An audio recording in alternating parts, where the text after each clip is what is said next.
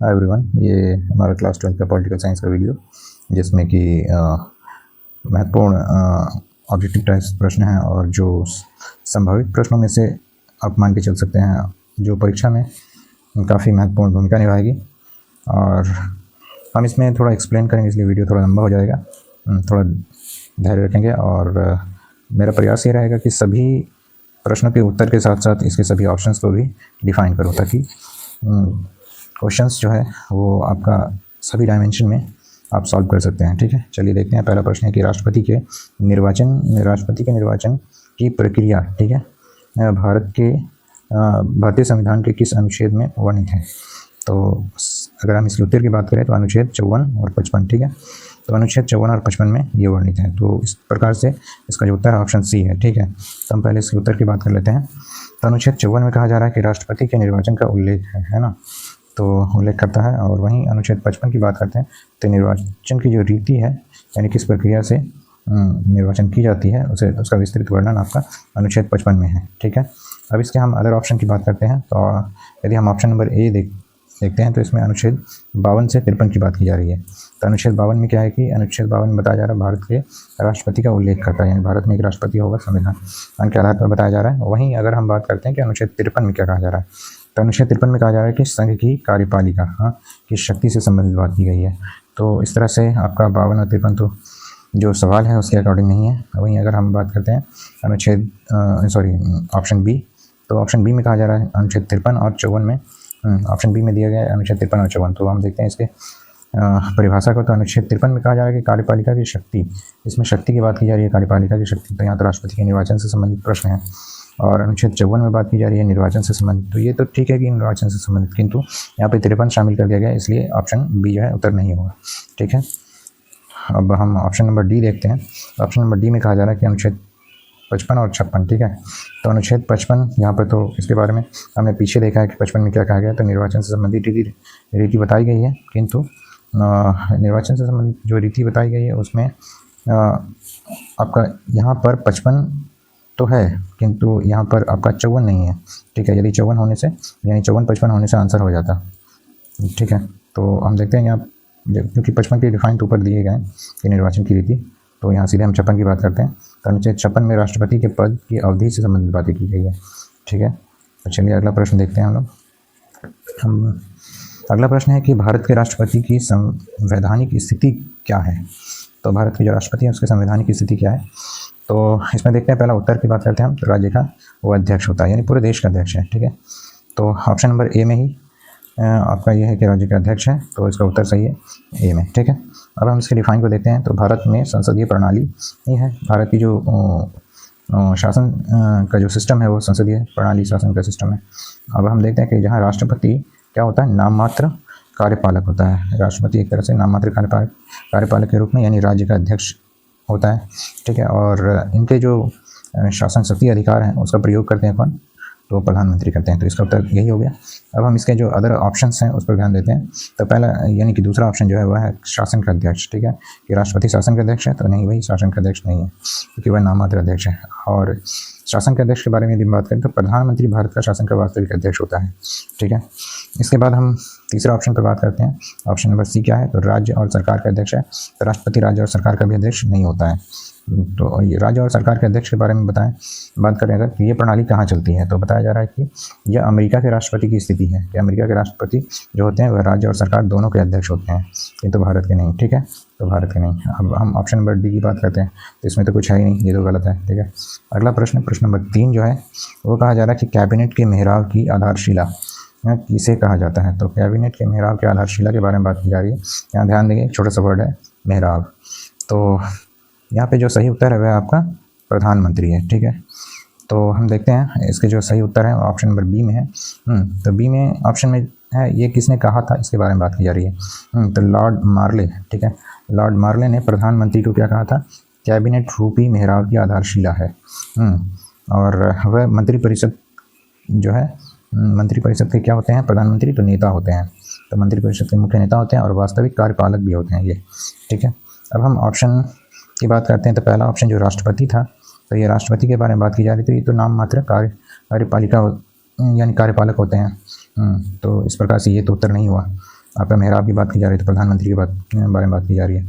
वहीं अगर हम ऑप्शन सी पर देखते हैं तो ऑप्शन सी में क्या कहा जा रहा है कि राष्ट्रपति एवं प्रधानमंत्री, तो ये दोनों की बात की जा रही है ऑप्शन सी में, तो ये भी गलत हो गया इस तरह से उत्तर। उसके बाद ऑप्शन सी में डी में तो कुछ है ही नहीं, ये तो गलत ही है। खैर चलते हैं अगला प्रश्न की ओर। अगला प्रश्न कहा जा रहा है कि भारतीय संविधान के किस अनुच्छेद के अंतर्गत राष्ट्रपति देशव्यापी संकट काल की घोषणा कर सकता है। कौन सा ऐसा संविधान का अनुच्छेद है जिसके तहत भारत के राष्ट्रपति जो है संपूर्ण देश में क्या कर सकते हैं, संकटकालीन घोषणा कर सकते हैं, या हम कह सकते हैं कि इमरजेंसी लागू कर सकते हैं। तो अनुच्छेद 352 है जिसके तहत भारत में राष्ट्रपति द्वारा क्या किया जा सकता है, ये घोषणा की जा सकती है कि भारत में इमरजेंसी लागू की गई है। तो ये अधिकार किसके अंडर में आता है, तो वो राष्ट्रपति के अंडर में आता है, ठीक है। किंतु वह डायरेक्टली नहीं कर सकते हैं, संसद के द्वारा सलाह दी जाती है, तब उसके बाद क्या की जाती है, ठीक है। चलिए आगे देखते हैं कि इसकी जो सही उत्तर है वो क्या है। तो ऑप्शन नंबर बी में सही है कि 352 के अनुसार। तो हम 352 को थोड़ा सा देख लेते हैं कि राष्ट्रीय आपातकाल की घोषणा, यानी कि राष्ट्रीय आपातकाल किन किन कारणों से लगाई जाती है। तो पहला कारण बताया जा रहा है युद्ध की स्थिति बनी रहे, या कोई बाहरी आक्रमण हो जाए, या सशस्त्र विद्रोह की बात होती है, तब इन संबंध में 352 के तहत राष्ट्रपति ये घोषणा करते हैं कि देश के अंदर क्या आपातकाल या संकटकाल लागू की गई है, ठीक है। अब हम इसमें जो अदर ऑप्शन है हम उस पर थोड़ा गौर करते हैं। तो पहला ऑप्शन कहा जा रहा है कि 350 अनुच्छेद 350, तो किंतु 350 में इमरजेंसी से संबंधित कोई बातें नहीं रखी गई है। 350 में क्या कहा जा रहा है कि अभिवेदन के लिए प्रयोग की जाने वाली भाषा, ठीक है।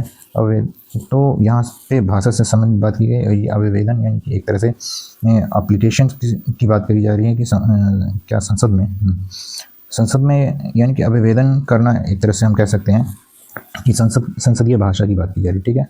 खैर ये थोड़ा सा कॉम्प्लिकेट हो गया, संसदीय थोड़ा मिस्टेक है, संसदीय भाषा की बात की जा रही है। उसके बाद फिर हम अनुच्छेद 356 की बात करते हैं। तो राष्ट्रपति द्वारा तो यहाँ पर क्या किया जाता है, राष्ट्रपति शासन लगाया जाता है 356 में, और वो कहाँ लगाया जाता है, तो राज्य के अंदर लगाया जाता है, ठीक है। तो ये अधिकार राष्ट्रपति के पास है, किंतु राज्य के अंदर लगाए जाने का अधिकार है। और यहाँ 352 के तहत संपूर्ण देश में बात की जा रही है, ठीक है। तो ये थोड़ा डिफरेंस है। और अब हम 360 की बात करते हैं। तो 360 में भी आपातकाल घोषित की जाती है, किंतु ये वित्तीय आपातकाल है, ठीक है, इकोनॉमिक क्राइसिस के टाइम पीरियड पे, ठीक। हम आते हैं अगला प्रश्न नंबर 5 की ओर। तो प्रश्न 5 में क्या कहा जा रहा है, थोड़ा देखते हैं। तो प्रश्न 5 में कहा जा रहा है कि राष्ट्रपति राज्यसभा में कितने सदस्य को मनोनीत करता है। तो राष्ट्रपति के पास ये अधिकार है कि वह 12 सदस्य को मनोनीत कर सकता है। तो ऑप्शन पे आते हैं। तो पहला ऑप्शन 9 है, तो ये तो गलत हो गया। दूसरा ऑप्शन 10 है, तो ये भी गलत हो गया, ठीक है। तीसरा ऑप्शन आपका 12 है, तो ये सही है कि राष्ट्रपति राज्यसभा में साहित्य, विज्ञान, कला, समाज सेवा के क्षेत्र में विशेष ज्ञान रखने वाले व्यक्ति जो हैं, ऐसे 12 व्यक्तियों को मनोनीत करने का अधिकार रखते हैं। तो मनोनीत करता है, वहीं 14 है, तो ये तो गलत हो गया, ठीक है, केवल 12। अब अगला प्रश्न की बात करते हैं हम। तो प्रश्न नंबर 6 जो है वह क्या कह रहा है कि राज्य के शासन, ठीक है। तो राज्य के शासन में केंद्र का प्रतिनिधि किसे कहा जाता है। तो हम देखते हैं कि राज्य के शासन में केंद्र का प्रतिनिधि की बात की जा रही है। तो ये जो है राज्यपाल द्वारा की जाती है, क्योंकि इसे राष्ट्रपति द्वारा नियुक्त किया जाता है। तो राज्यपाल प्रत्येक राज्य में वो एक तरह से केंद्र का अधिकारी होता है। तो हम इसके सही उत्तर की ओर बात करते हैं। तो ऑप्शन नंबर बी सही है, राज्यपाल। तो राज्यपाल के संबंध में थोड़ा सा हम देख लेते हैं कि राज्यपाल राज्य में केंद्र सरकार का प्रतिनिधि के रूप में कार्य करते हैं, प्रतिनिधि होता है, और राष्ट्रपति द्वारा इसे क्या किया जाता है, नियुक्त किया जाता है, ठीक है। अब हम अदर ऑप्शन की बात करते हैं। तो पहला ऑप्शन कहा जा रहा है कि मुख्यमंत्री, ये गलत हो जाता है, ठीक है। तो मुख्यमंत्री क्या होता है, एक्चुअल में मुख्यमंत्री जो है राज्य सरकार का मुखिया होता है, ठीक है। तो ये तो ऑप्शन गलत है। इसके बाद हम आते हैं कि ऑप्शन नंबर सी पर, तो विधानसभा सदस्य, तो ये भी नहीं है, क्योंकि विधानसभा सदस्य के पास ये अधिकार नहीं है कि वह राज्य के शासन का, यानी कि राज्य में केंद्र के शासन का प्रतिनिधि ही बने। तो ये केवल ऑप्शन आपका बी सही है इस तरह से। और यदि ऑप्शन डी में बात की जा रही है तो ये भी गलत है, क्योंकि उच्च न्यायालय, तो उच्च न्यायालय केवल न्यायपालिका का अंग होता है, ये संविधान की रक्षा करता है, ठीक है। तो इस तरह से ऑप्शन बी सही है। अगला प्रश्न की बात करते हैं हम। तो अगला प्रश्न है कि कोई मंत्री जो संसद या विधायक नहीं है, ठीक है, यहाँ पर नहीं की बात की जा रही है, उसे किस समय में संसद या विधायक होना अनिवार्य है, यानी कितना समय दिया जाएगा जिसके अंतर्गत उसे संसद का सदस्य होना अनिवार्य है। तो उसे मिनिमम 6 महीना दिया जाता है कि 6 महीने के अंदर अंदर आपको संसद में सदस्यता दिखानी होती है, ठीक है। तो यहाँ ऑप्शन की बात करते हैं तो 1 महीना तो बताया जा रहा है कि 1 महीना नहीं, बल्कि ये गलत है। उसके बाद 6 महीना मिनिमम नहीं, मैक्सिमम 6 महीने के अंदर अंदर, ठीक है। तो यहाँ पर हम सीधे इसके उत्तर की बात करते हैं और व्याख्या देख लेते हैं कि संविधान के किस अनुच्छेद के तहत ये बात की जा रही है। तो अनुच्छेद 75(5) में बात की गई है कि कोई भी मंत्री जो संसद या विधायक नहीं है, उसे आपको यदि मंत्री पद दे दिया गया तो मिनिमम 6 महीने के अंदर अंदर आपको सदस्यता दिखानी होती है, ठीक है। अनुच्छेद 164(4) के अनुसार भी कहा जा रहा है कि कोई व्यक्ति जो संसद या विधान मंडल का सदस्य नहीं है, उसे 6 महीने के भीतर सदस्य बनना होगा, यानी चुनाव लड़के सदस्य बनना होगा, जीतना पड़ेगा, ठीक है। बाकी के सारे ऑप्शन गलत हैं, 1 वर्ष और 3 वर्ष ये सारे गलत हैं, ठीक। अगला प्रश्न की हम बात करते हैं।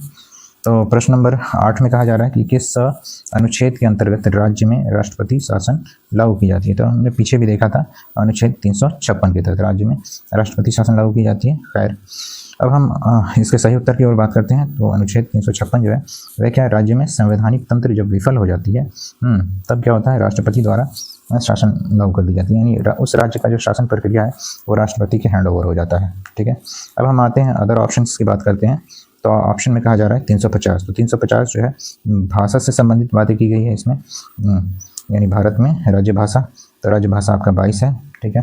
अब उसके बाद हम 352 की बात करते हैं। 352 में क्या कहा जा रहा है कि राष्ट्रपति द्वारा आपातकाल घोषित की जाती है, किंतु ये संपूर्ण देश में है ना, राष्ट्रपति द्वारा आपातकाल घोषित की जाएगी। और वहीं अनुच्छेद 360 की बात की गई है। तो अनुच्छेद 360 जो है वो आपका क्या है, आपातकाल लागू की जाती है इसमें भी, किंतु यहाँ पर वित्तीय आपात की बात की जा रही है, ठीक है। तो ये भी नहीं हो गया। ऑप्शन क्या है आपका 356 ही है, क्योंकि राज्य में बात की गई है।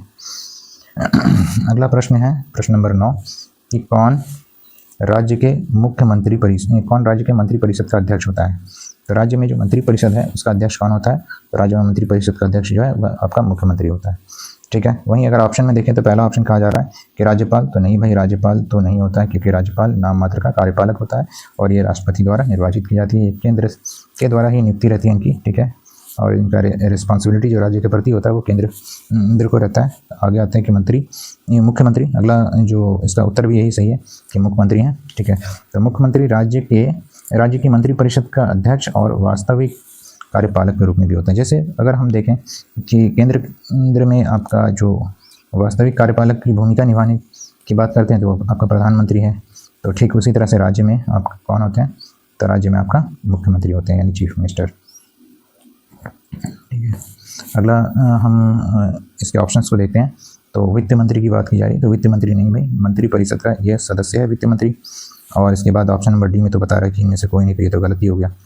इसके बाद हम अगला प्रश्न देखते हैं कि कौन भारत के राष्ट्रपति पर महाभियोग लगा सकता है। तो इसकी शक्ति किसके पास है महाभियोग लगाने की, तो है आपका संसद के पास, ठीक है। तो संसद के पास क्या है कि महाभियोग द्वारा राष्ट्रपति को एक तरह से पद से आपका यानी कि पद विमुक्त करने की प्रक्रिया है, ठीक है।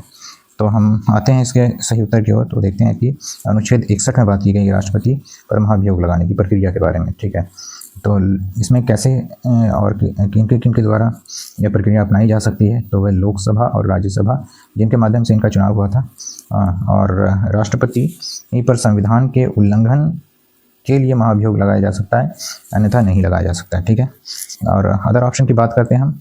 तो पहला ऑप्शन में कहा जा रहा है कि सुप्रीम कोर्ट, तो ये डायरेक्ट नहीं कर सकते हैं क्योंकि सुप्रीम कोर्ट न्यायिक संस्था है, महाभियोग नहीं लगा सकती है, ठीक है। और उसके बाद यदि हम बात करते हैं ऑप्शन सी की, तो ऑप्शन सी में क्या कहा जा रहा है, तो मुख्य चुनाव आयोग, तो ये भी नहीं लगा सकते, ठीक है, क्योंकि मुख्य चुनाव आयोग का संबंध केवल चुनाव से संबंधित है ये। उसके बाद ऑप्शन डी तो ये गलत ही है। चलिए आगे आते हैं। अगला प्रश्न है कि कौन सा सदन प्रधानमंत्री के खिलाफ अविश्वास प्रस्ताव ला सकता है। सदन, तो आपका सदन जो है अविश्वास प्रस्ताव ला सकता है, कौन सा सदन है, वह है लोकसभा, ठीक है। तो हम इसमें उत्तर की व्याख्या करें अगर, तो केवल लोकसभा में ही अविश्वास प्रस्ताव लाया जा सकता है, ठीक। ये साफ सुथरी बातें हैं, क्योंकि मंत्रिपरिषद जो है सामूहिक रूप से लोकसभा के प्रति क्या होता है, उत्तरदायी होता है, तो वही अविश्वास प्रस्ताव भी ला सकता है। अब हम आते हैं कि अदर ऑप्शन में देखते हैं। तो ए जो है आपका राज्यसभा, तो राज्यसभा जो है अविश्वास प्रस्ताव लाने का अधिकारी नहीं होता है, यानी कि इसके पास कोई अधिकार नहीं है। और उसके बाद ऑप्शन सी की बात करते हैं तो यहाँ पे भी नहीं, ठीक है, क्योंकि ये लोकसभा एवं राज्यसभा दोनों में तो नहीं, बल्कि केवल लोकसभा में। यदि केवल लोकसभा रहे तो भी आंसर सही है। और उसके बाद हम ऑप्शन देखते हैं डी, तो यहाँ पे गलत है। चलिए आगे आते हैं कि उपराष्ट्रपति कितने दिनों के लिए चुने जाते हैं। तो यहाँ साफ सुथरा बात है, चाहे उपराष्ट्रपति हो या राष्ट्रपति हो या प्रधानमंत्री हो, सभी 5 वर्ष के लिए चुने जाते हैं। लगभग सारी चुनावें 5 वर्ष के लिए होती है, केवल आपका विधान परिषद और विधानसभा छोड़ करके। ठीक है, हम आगे आते हैं। तो यहाँ पे ऑप्शन सीधे बात कर रहा है 3 वर्ष, 4 वर्ष, ऑप्शन ए, ऑप्शन बी, ये गलत हो गया। ऑप्शन डी में जो है 6 वर्ष, ये भी गलत हो गया, क्योंकि 6 वर्ष जो है ऑप्शन डी में वह आपका राज्यसभा के सदस्यों का कार्यकाल है, तो ये तो राज्यसभा की बात कर रहे हैं, तो यहाँ पे ये भी गलत हो गया। तो ऑप्शन सी सही है, केवल 5 वर्ष के लिए। ठीक है, तो यहाँ अब हम देखते हैं उपराष्ट्रपति के बारे में क्या कहा जा रहा है कि अनुच्छेद 67 जो है, अनुच्छेद 67 के तहत उपराष्ट्रपति का कार्यकाल केवल 5 वर्ष का होता है, कार्यकाल 5 वर्ष का होता है।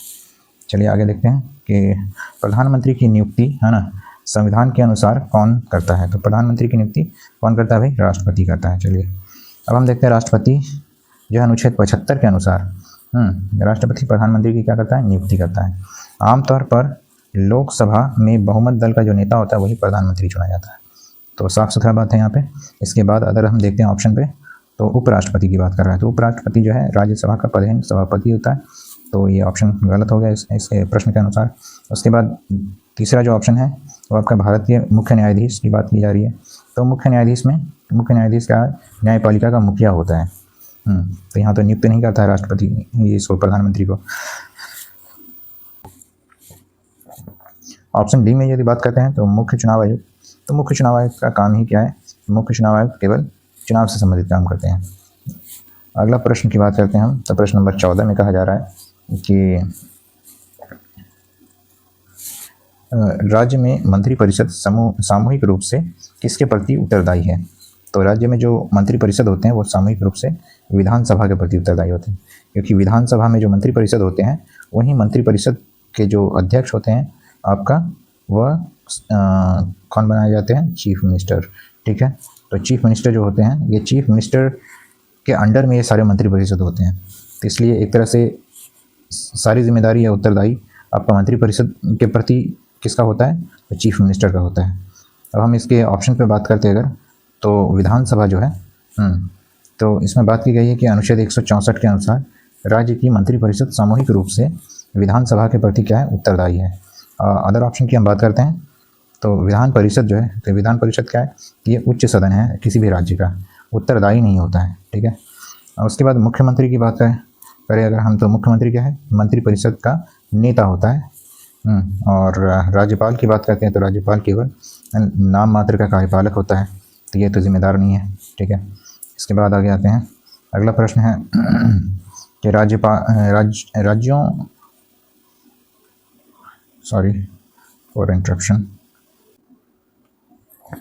राज्यों में विश्वविद्यालय के कुलाधिपति यानी कुलाधिपति कौन है होते हैं? तो जिसको हम चांसलर कहते हैं।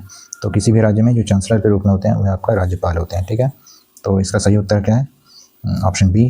तो राज्यपाल राज्य के विश्वविद्यालयों का पदेन कुलाधिपति होता है, यानी कि जो किसी भी राज्य में जितने भी यूनिवर्सिटीज़ होते हैं वो सबके अध्यक्ष होते हैं।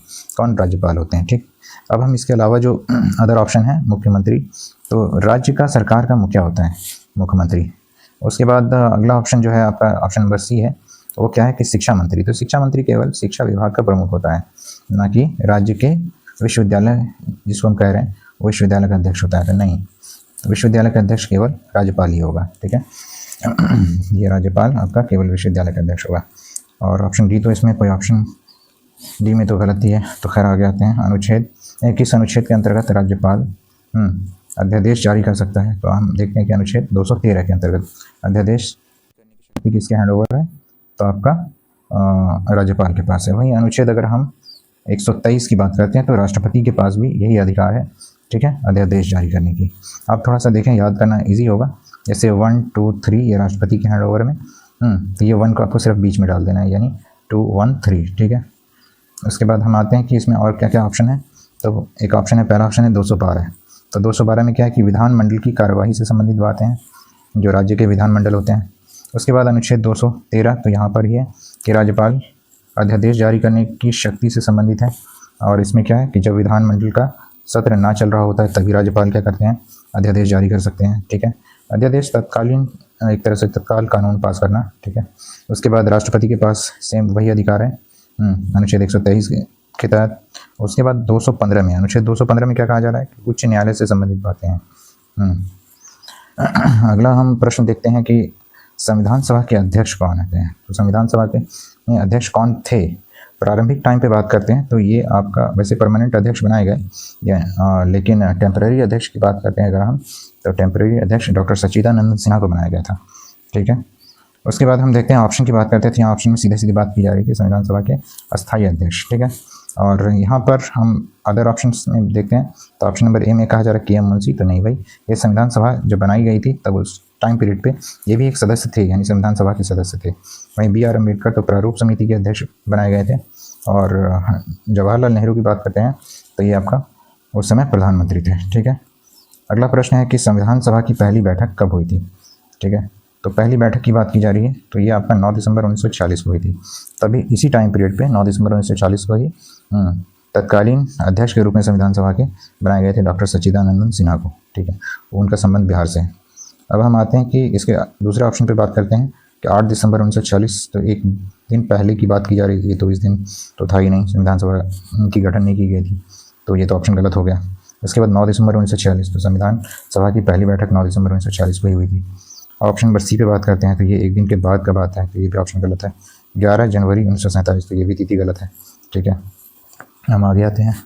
अगला प्रश्न देखते हैं कि संविधान सभा में प्रारूप समिति के अध्यक्ष कौन थे। तो प्रारूप समिति के जो अध्यक्ष थे, तो साफ सुथरा आंसर है कि बी आर अम्बेडकर। ठीक है, उसके बाद हम देखते हैं ऑप्शन पे बात करते हैं तो बी आर अम्बेडकर प्रारूप समिति के अध्यक्ष थे। संविधान के मुख्य शिल्पकार के रूप में इन्हें माना जाता था। अब दूसरा ऑप्शन देखते हैं। पहला क्या है कि सरदार पटेल, वल्लभ भाई पटेल। ठीक है, तो यहाँ संविधान सभा के ये सदस्य हुआ करते थे। ठीक है, उसके बाद जवाहरलाल नेहरू की बात की जाती है, ये प्रधानमंत्री थे। ये दोनों ऑप्शन कट गया। उसके बाद के टी शाह। ठीक है, तो के टी शाह भी एक सदस्य थे संविधान सभा के। उसके बाद हम अगला प्रश्न की बात करते हैं, तो संविधान सभा की पहली बैठक कहाँ हुई थी। तो हम देखते हैं संविधान सभा की यदि पहली बैठक की बात की जा रही है तो ये आपका दिल्ली में हुआ था। ठीक है, तो सारे ऑप्शन गलत हो जाएंगे सिवाय दिल्ली के, तो इस तरह से सब गलत है। दिल्ली, ऑप्शन नंबर डी सही है। संविधान सभा की पहली बैठक दिल्ली में हुई थी। अगला प्रश्न आते हैं कि भारतीय संविधान सभा के सदस्यों की कुल संख्या कितनी थी। तो उस समय जो तत्कालीन कुल सदस्य संख्या 389 हुआ करती थी, क्योंकि यहाँ सवाल क्या है, भारतीय संविधान सभा की कुल सदस्य संख्या की बात की जा रही है, तो 389 थी। ठीक है, अब हम इसमें से पहला जो आंसर है ये तो गलत है ऑप्शन। दूसरा जो ऑप्शन है आपका ये भी गलत हो गया, दूसरा और तीसरा दोनों। ठीक है, अब हम सीधे सीधे उत्तर की बात करते हैं कि फैक्चुअल क्वेश्चन है। प्रारंभ में संविधान सभा के जो सदस्य संख्या थी वो आपका 389 था, और विभाजन के बाद ये संख्या घट गई और घट के क्या हो गया 299। ठीक है, अगला प्रश्न है संविधान के विभिन्न पहलुओं का अध्ययन हेतु संविधान सभा द्वारा कितनी समितियां गठित की गई थी। अलग अलग पहलुओं पर जो अध्ययन किया जा रहा था तो उसके लिए कुल 13 समिति गठन की गई थी। ठीक है, तो बाकी ये दोनों ऑप्शन गलत हो जाएगा, केवल 13, तो ये भी फैक्चुअल क्वेश्चन है। तो संविधान सभा के विभिन्न विषयों पर कार्य करने के लिए 13 समितियों की गठन की गई थी, और जिनमें से प्रारूप समिति सबसे महत्वपूर्ण थी उस समय, और इसके अध्यक्ष बनाए गए थे बी आर अम्बेडकर। ठीक है, अब अगला प्रश्न है कि किस मामले में सर्वोच्च न्यायालय ने घोषणा की कि प्रस्तावना संविधान का हिस्सा नहीं है। कौन सा ऐसा मामला था जिसमें सर्वोच्च न्यायालय ने घोषणा कर दी कि जो आपका प्रस्तावना जो है वह आपका क्या है, तो संविधान का हिस्सा नहीं माना जाता है, नहीं माना जाएगा, जो प्रियम्बल है। तो वो मामला क्या था, बेरोबारी केस था। ठीक है, तो हम देखते हैं ऑप्शन की बात करते हैं। तो पहला ऑप्शन कहा जा रहा है केशवानंद भारती मामला था, तो ये ऑप्शन तो गलत है क्योंकि यहाँ पे बेरोबारी था। ठीक है, ये फैक्चुअल क्वेश्चन है। और हम थोड़ा सा केशवानंद भारती मामला जो है इसके बारे में थोड़ा समझ लेते हैं कि इस केस में प्रस्तावना को संविधान का हिस्सा मान लिया गया था, जबकि बाद में इसे नहीं माना गया। ठीक है, बेरोबारी केस में। वहीं गोलकनाथ केस की बात करते हैं अगर हम, तो मौलिक अधिकार के संशोधन से संबंधित बात की गई थी कि मौलिक अधिकार में संशोधन नहीं किया जा सकता है। ठीक है, अगला प्रश्न, अगला जो है आपका मिनर्वा केस या मिनर्वा मिल केस। तो मिनर्वा मिल केस में प्रस्तावना से संबंधित कोई मामले नहीं थे, तो इसलिए ये भी कैंसिल हो गया। उसके बाद बेरोबारी केस की बात करते हैं तो ये 1960 का मामला था। ठीक है, और बेरोबारी यूनियन केस सर्वोच्च न्यायालय ने कहा कि प्रस्तावना संविधान का हिस्सा नहीं है। ठीक है, बाद में केशवानंद भारती मामले में जो 1973 में इसे बदल दिया गया। इन्हीं मामलों पर दोबारा फैसला दिया गया और कहा गया कि प्रस्तावना क्या है, संविधान का हिस्सा है। तो इस तरह से ये आपका उत्तर जो है आपका बेरोबारी केस हो जाएगा, क्योंकि 1960 में जो है कहा गया था कि नहीं है, यानी कि संविधान का हिस्सा नहीं है। तो आप थोड़ा सा यहाँ पे गौर करेंगे कि यदि नहीं में सवाल रहेगा तो बेरुबारी है, और यदि हाँ में सवाल रहेगा तो केशवानंद भारती मामला है। ठीक है, चलिए आगे आते हैं। थोड़ा कन्फ्यूज़न क्रिएट होता है यहाँ पे। किस संविधान संशोधन द्वारा समाजवाद, ठीक है, समाजवाद भारतीय संविधान के प्रस्तावना में शब्द जोड़ा गया? तो कौन सा संशोधन था जिसके बाद से समाजवाद शब्द जोड़ा गया? तो वह संविधान का संशोधन था 42वां संविधान संशोधन। और ऑप्शन की बात करते हैं हम, तो ऑप्शन बी में कि 42वां संविधान संशोधन 1976। ठीक है, इसको याद रखना थोड़ा इजी है, 4 to 6 हो जाता है तो 76 हो जाएगा। 7 लगाएंगे, थोड़ा माइंड मैपिंग करेंगे। और इसमें बताया गया कि प्रस्तावना में 3 शब्द जोड़े गए। वो तीनों शब्द क्या थे? तो पहला है कि भारत जो है वो समाजवादी, धर्मनिरपेक्ष और अखंडता, ठीक है, शब्द जोड़े गए। इसे यानी कि हम 42वां संविधान संशोधन की यदि बात करें तो इसको दूसरे नाम से जाना जाता है, क्या कहता है? मिनी कॉन्स्टिट्यूशन, यानी मिनी संविधान भी कहा जाता है। अब हम आते हैं कि इसके अदर ऑप्शन को देख लेते हैं। तो ऑप्शन नंबर 40 है, ये सॉरी ऑप्शन नंबर पहला है कि 40वां संशोधन। तो इसमें अदर संशोधन क्या था?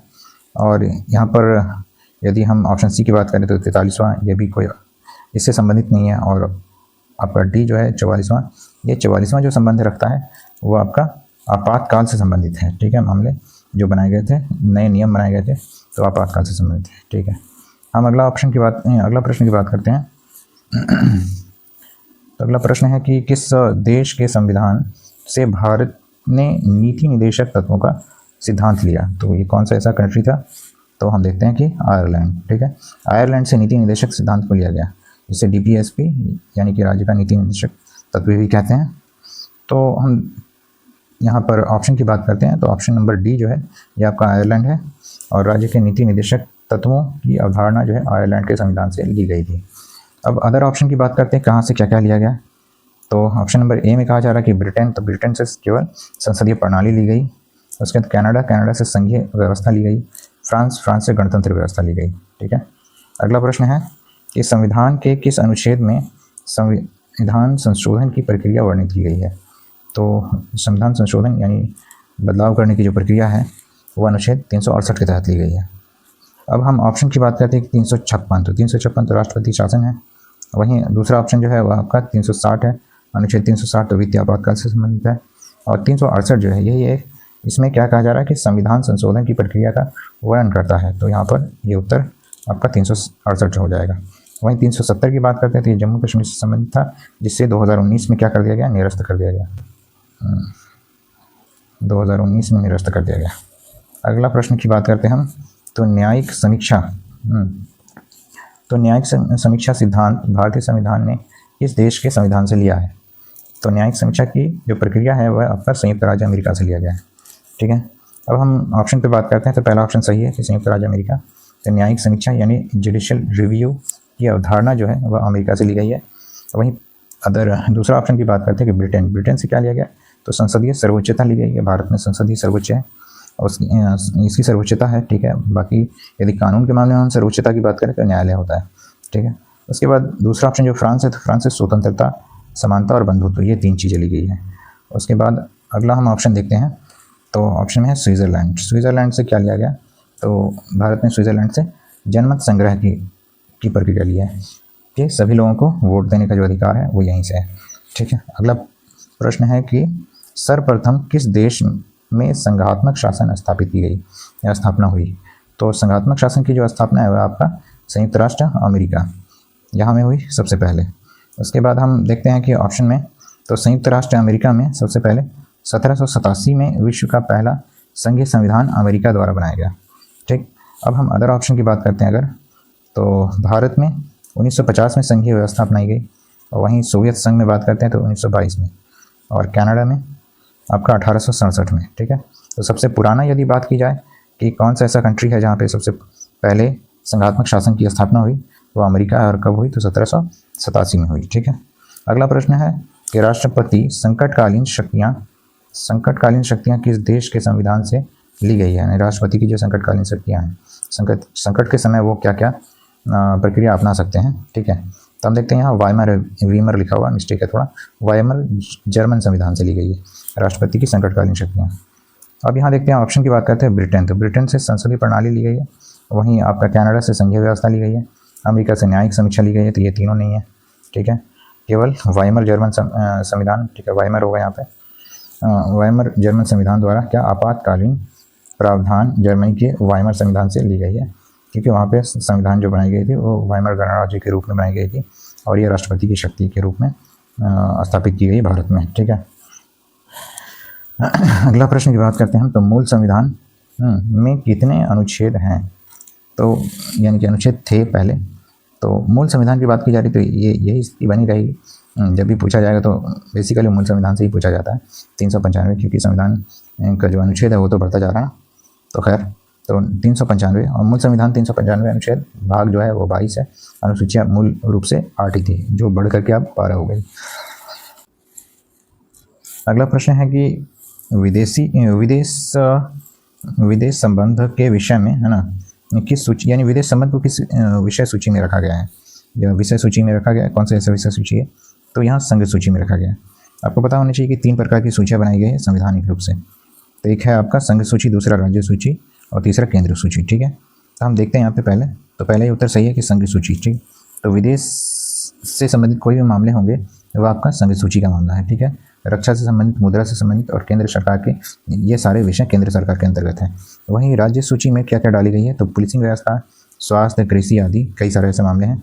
और उसके बाद समवर्ती सूची में बात की जाए तो शिक्षा, वन, विवाह आदि, ठीक है। बाकी जो ऑप्शन डी है वो गलत है आपका। उसके बाद हम आते हैं, प्रश्न नंबर 32 है कि ख्याति प्राप्त लेखक ने भारत को अर्ध संघ कहा है, तो वह कौन से लेखक हैं जिसने कहा है, तो इसका नाम है केसी व्हीलर, ठीक है, या मिस्टेक है, केसी व्हीलर होगा। तो हम देखते हैं, ऑप्शन की बात करते हैं, तो पहला ऑप्शन है कि हार्मेन ने, तो नहीं। और उसके बाद मॉरिस जोन्स ने, तो ये भी नहीं, ठीक है। अगला जो ऑप्शन है ऑप्शन सी सही है। तो केसी व्हीलर ने क्या कहा है कि भारत क्या है, अर्ध संघात्मक राज्य के रूप में है, क्वासी फेडरल। तो इन्होंने क्वासी फेडरल के रूप में भारत को कहा क्योंकि यहाँ संघात्मक और एकात्मक दोनों लक्षण दिखते हैं, क्योंकि राज्य के पास भी कुछ अधिकार है, संघ के पास भी कुछ अधिकार है, और फिर मुख्य अधिकार जो यदि हम देखें पूर्ण शक्ति तो फिर केंद्र के पास होता है। इस वजह से इसको क्वासी फेडरल का रूप दिया गया है। अगला जो व्यक्ति है वह है आपका जी जस्टिन। इन्होंने क्या कहा है, तो भारतीय संविधान पर एक लेख लिखा है।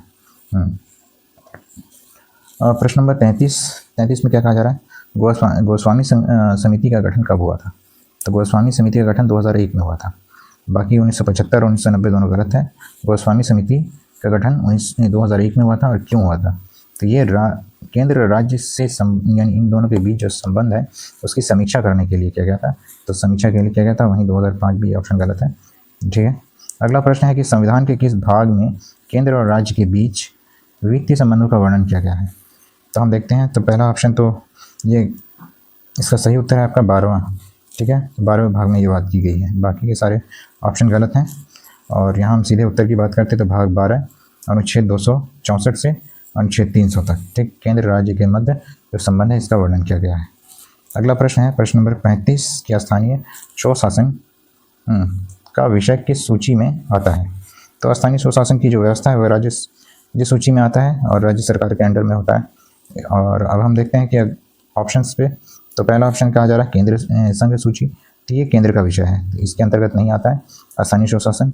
वहीं स्थानीय स्वशासन की यदि हम बात करें तो स्थानीय स्वशासन राज्य सूची का विषय है, और समवर्ती सूची में तो ये भी संयुक्त विषय है, तो केवल राज्य केवल केंद्र के पास नहीं होगा, क्योंकि इसका मुख्य अधिकार किसके हैंड ओवर है, तो आपका केंद्र के हैंड ओवर है, तो इसलिए भी ये नहीं ऑप्शन। और ऑप्शन नंबर डी तो गलत ही कह रहा है, इनमें से कोई नहीं थी, ये तो मिस्टेक ही है। खैर चलिए आगे आते हैं। भारत में क्षेत्रीय परिषदों का अध्यक्ष कौन होता है, तो जो भारत में क्षेत्रीय परिषद का अध्यक्ष कौन है, गृह मंत्री है। तो हम देखते हैं थोड़ा गृह मंत्री पर, तो केंद्रीय गृह मंत्री, क्षेत्रीय परिषदों का क्या होता है, अध्यक्ष होता है। गृह मंत्री दोनों तरफ होते हैं, केंद्र के और राज्य के दोनों पे होते हैं। अब आते हैं कि प्रधानमंत्री, उसके बाद मुख्यमंत्री, उसके बाद राज्यपाल, ये सब क्या अलग अलग हम देख लेते हैं। कि प्रधानमंत्री क्या है, सरकार का मुखिया है, और मुख्यमंत्री राज्य का मुखिया होता है। वहीं आपका राज्यपाल राज्य में केंद्र द्वारा प्रतिनिधि के रूप में उन्हें नियुक्त किया जाता है, यानी उन्हें समय समय पर सूचित की जाती है कि राज्य की स्थिति कैसी है, राज्य में संवैधानिक व्यवस्था ठीक ढंग से चल रही है अन्यथा नहीं। अब आते हैं कि सिक्किम किस वर्ष भारतीय संघ में विलय हुआ सिक्किम का, तो सीधा सीधी उत्तर है ये आपका 1975 में। अब तो 1975 में इसका विलय हुआ, तो बाकी सारे ऑप्शन कट गए। अब हम आते हैं कि इसके सीधे उत्तर की बात करते हैं, इसमें थोड़ा व्याख्या देख लेते हैं कि भारतीय संविधान में जो संशोधन करके सिक्किम को शामिल किया गया, तो वो कितनेवें संशोधन में? 36वां संविधान संशोधन द्वारा। और भारत का ये राज्य 22वां राज्य बना सिक्किम। ठीक है, अब हम आते हैं कि प्रश्न नंबर 38 में, किस राज्य के पृथक होकर सन 2009 में, यानी कौन सा ऐसा राज्य से अलग हुआ 2009 में? कौन? छत्तीसगढ़। छत्तीसगढ़ राज्य का अस्तित्व आया। तो मध्य प्रदेश जो है, मध्य प्रदेश को तोड़ करके छत्तीसगढ़ राज्य बनाया गया। ठीक है, तो यहाँ नोट में कुछ बातें की जा रही है कि सन 2000 में छत्तीसगढ़ बना, ना कि सन 2009 में। ठीक है, तो एक्चुअल में छत्तीसगढ़ सन 2000 में ही बना है, 2009 ये गलत है। ठीक है, क्योंकि सन 2000 में आपका झारखंड बना है, तो ये ऑप्शन गलत था, थोड़ा सजाया हुआ गलत था। चलिए हम आगे आते हैं, देखते हैं थोड़ा इसके डेफिनेशन को। तो एक लाइन से हम देखते हैं कि आंध्र प्रदेश, ठीक है, आंध्र प्रदेश जो सबसे अंतिम राज्य के रूप में गठित हुआ, वो आपका आंध्र प्रदेश से तोड़ करके गठित हुआ। ठीक है, वह तेलंगाना 2014 में। उसके बाद उत्तर प्रदेश से उत्तराखंड बना, उत्तराखंड और छत्तीसगढ़ दोनों एक ही साथ बनता है, सन 2000 में अलग हुआ। वहीं मध्य प्रदेश से आपका छत्तीसगढ़ जो है 1 नवंबर 2000 को मध्य प्रदेश से अलग होकर छत्तीसगढ़ बनता है, और कर्नाटक का कोई विभाजन नहीं देखने को मिलता है। अवशिष्ट शक्तियाँ, अगला प्रश्न है, अवशिष्ट शक्तियाँ निम्नलिखित में से किसे प्राप्त है? तो इसकी जो प्राप्ति है वह आपका केंद्र सरकार की है। क्या अवशिष्ट शक्तियों का जो अधिकार है वो केंद्र सरकार के हैंड ओवर है। अब अवशिष्ट शक्तियाँ क्या होती है उसे हम थोड़ा देख लेते हैं कि अनुच्छेद 248 के अनुसार अवशिष्ट शक्तियाँ जो तीनों सूचियों में नहीं है शामिल, यानी अगर हम बात करें केंद्र सूची, राज्य सूची और उसके बाद आपका संघ सूची या समवर्ती सूची, उसके अलावा जो कुछ मामले हैं उस पर यदि उस पर यदि कोई कानून बनाना हो और उस पर यदि कोई डिसीजन लेना हो, तो वो आपका जो किस शक्ति के तहत दिया जाएगा, वो शक्ति आपका अवशिष्ट शक्ति कहलाएगा। ठीक है, चलिए आगे आते हैं। तो हम देखते हैं दूसरा ऑप्शन क्या कहा जा रहा है, राज्य सरकार। तो ये राज्य सरकार की शक्तियाँ भारत में नहीं बल्कि अमेरिका में ऐसी अवशिष्ट शक्ति की ये प्रक्रिया अपनाई जाती है। वहीं स्थानीय शासन सरकार, तो ये भी नहीं, ये सीमित शक्तियाँ हैं स्थानीय सुशासन सरकार को, तो ये भी गलत हो गया। वहीं ऑप्शन डी तो है ही नहीं। चलिए आगे आते हैं कि भारत में सुदृढ़ केंद्र के साथ साथ संघीय ढांचे का विचार कहाँ से लिया गया। तो जो संघीय ढांचा है इसका जो विस्तार हुआ वो आपका लिया गया कहाँ से? कनाडा से। तो ऑप्शन सी सही है कि सुदृढ़ केंद्र के साथ संघीय व्यवस्था कनाडा से ली गई है। वहीं अगर हम बात करते हैं जर्मनी, तो जर्मनी की विशेषता अलग है, यहाँ पर ये गलत हो गया। आपका ऑस्ट्रेलिया से भारत ने संघवाद लिया था और अमेरिका से भी संघवाद की व्यवस्थाएँ ली थी। ठीक है, अब हम अगला प्रश्न देखते हैं, प्रश्न नंबर 41 कि केंद्र राज्य संबंध में विवाद निपटाने के लिए सरकारीय कमीशन की स्थापना की गई, तो कब की गई थी? तो ये सीधा फैक्चुअल क्वेश्चन है।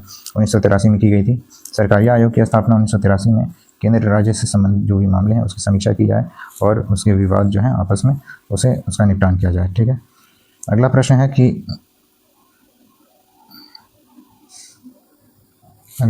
मौलिक अधिकारों को लागू करने के लिए निम्नलिखित में से कौन रीट जारी करता है? तो अधिकार किसके हैंड ओवर है? तो उच्च न्यायालय के पास है। ठीक है, अब हम यहाँ देखते हैं कि संसद, पहला ऑप्शन संसद में, तो संसद गलत, केवल ये कानून बनाती है। ठीक है, और दूसरा ऑप्शन है कि उच्च न्यायालय, तो हाँ ये सही है कि अनुच्छेद 226 के तहत उच्च न्यायालय जो है क्या करती है, उच्च न्यायालय, और अनुच्छेद 32 के तहत यह सर्वोच्च न्यायालय, ये दोनों के पास अधिकार होता है। केवल उच्च न्यायालय के पास अगर बात की जाए तो नहीं, बल्कि जबकि ऑप्शन इस तरह से सजाया गया था, तो इस तरह से हम देखते हैं कि यहाँ पर तो उच्च न्यायालय ठीक हो रहा है, बट यदि दोनों ऑप्शन में रहे कि उच्च न्यायालय और आपका सर्वोच्च न्यायालय, तो फिर दोनों ऑप्शन सही हो जाएगा। कि उच्च न्यायालय के पास जो ये अधिकार है रीट जारी करने का, वो 226 के तहत है, और वहीं आपका यदि हम बात करें कि सर्वोच्च न्यायालय के पास, तो आपका अनुच्छेद 32 के तहत है। दोनों के पास ये अधिकार है कि वह रीट जारी कर सकता है। वहीं यदि बात करते हैं राष्ट्रपति, तो राष्ट्रपति क्या होता है कि कार्यपालिका का मुखिया के रूप में कार्य करता है, और ये नाममात्र का अध्यक्ष यानी कि ये नाममात्र का अधिकारी होता है। एक मिनट,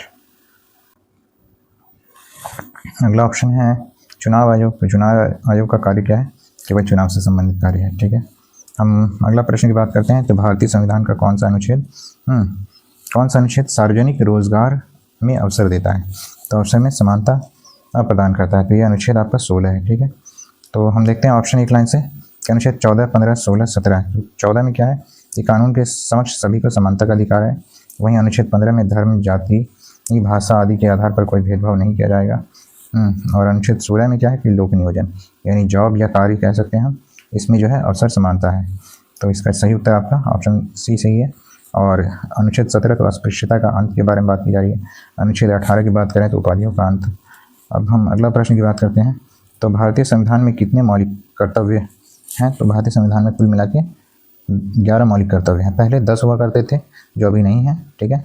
अब एक और बढ़ा दिए गए। तो हम देखते हैं कि अनुच्छेद 42वां संविधान संशोधन जो है उसके तहत 1976 में 10 और 86वां संशोधन अधिनियम 2002 में 11वां मौलिक अधिकार 11वां मौलिक कर्तव्य जोड़ा गया, ठीक है। इस बाकी के गलत हैं, ठीक है। अगला प्रश्न है कि भारत के संविधान के किस अनुच्छेद के अंतर्गत उच्चतम न्यायालय रीट जारी करती है? तो यहाँ पर हम उच्चतम न्यायालय की बात करते हैं। तो उच्चतम न्यायालय जो है अनुच्छेद 32 के तहत, और यदि हम बात करते हैं उच्च न्यायालय तो अनुच्छेद 226 के तहत, ठीक है, रीट जारी करने का अधिकार रखते हैं। और अनुच्छेद यहाँ 30 की बात की गई है, तो अल्पसंख्यकों का ये अधिकार है, तो ये नहीं हो गया। अब अनुच्छेद 32 में क्या है? संवैधानिक उपचारों का अधिकार है। तो यहाँ पर संवैधानिक उपचारों का अधिकार ही क्या कहलाता है?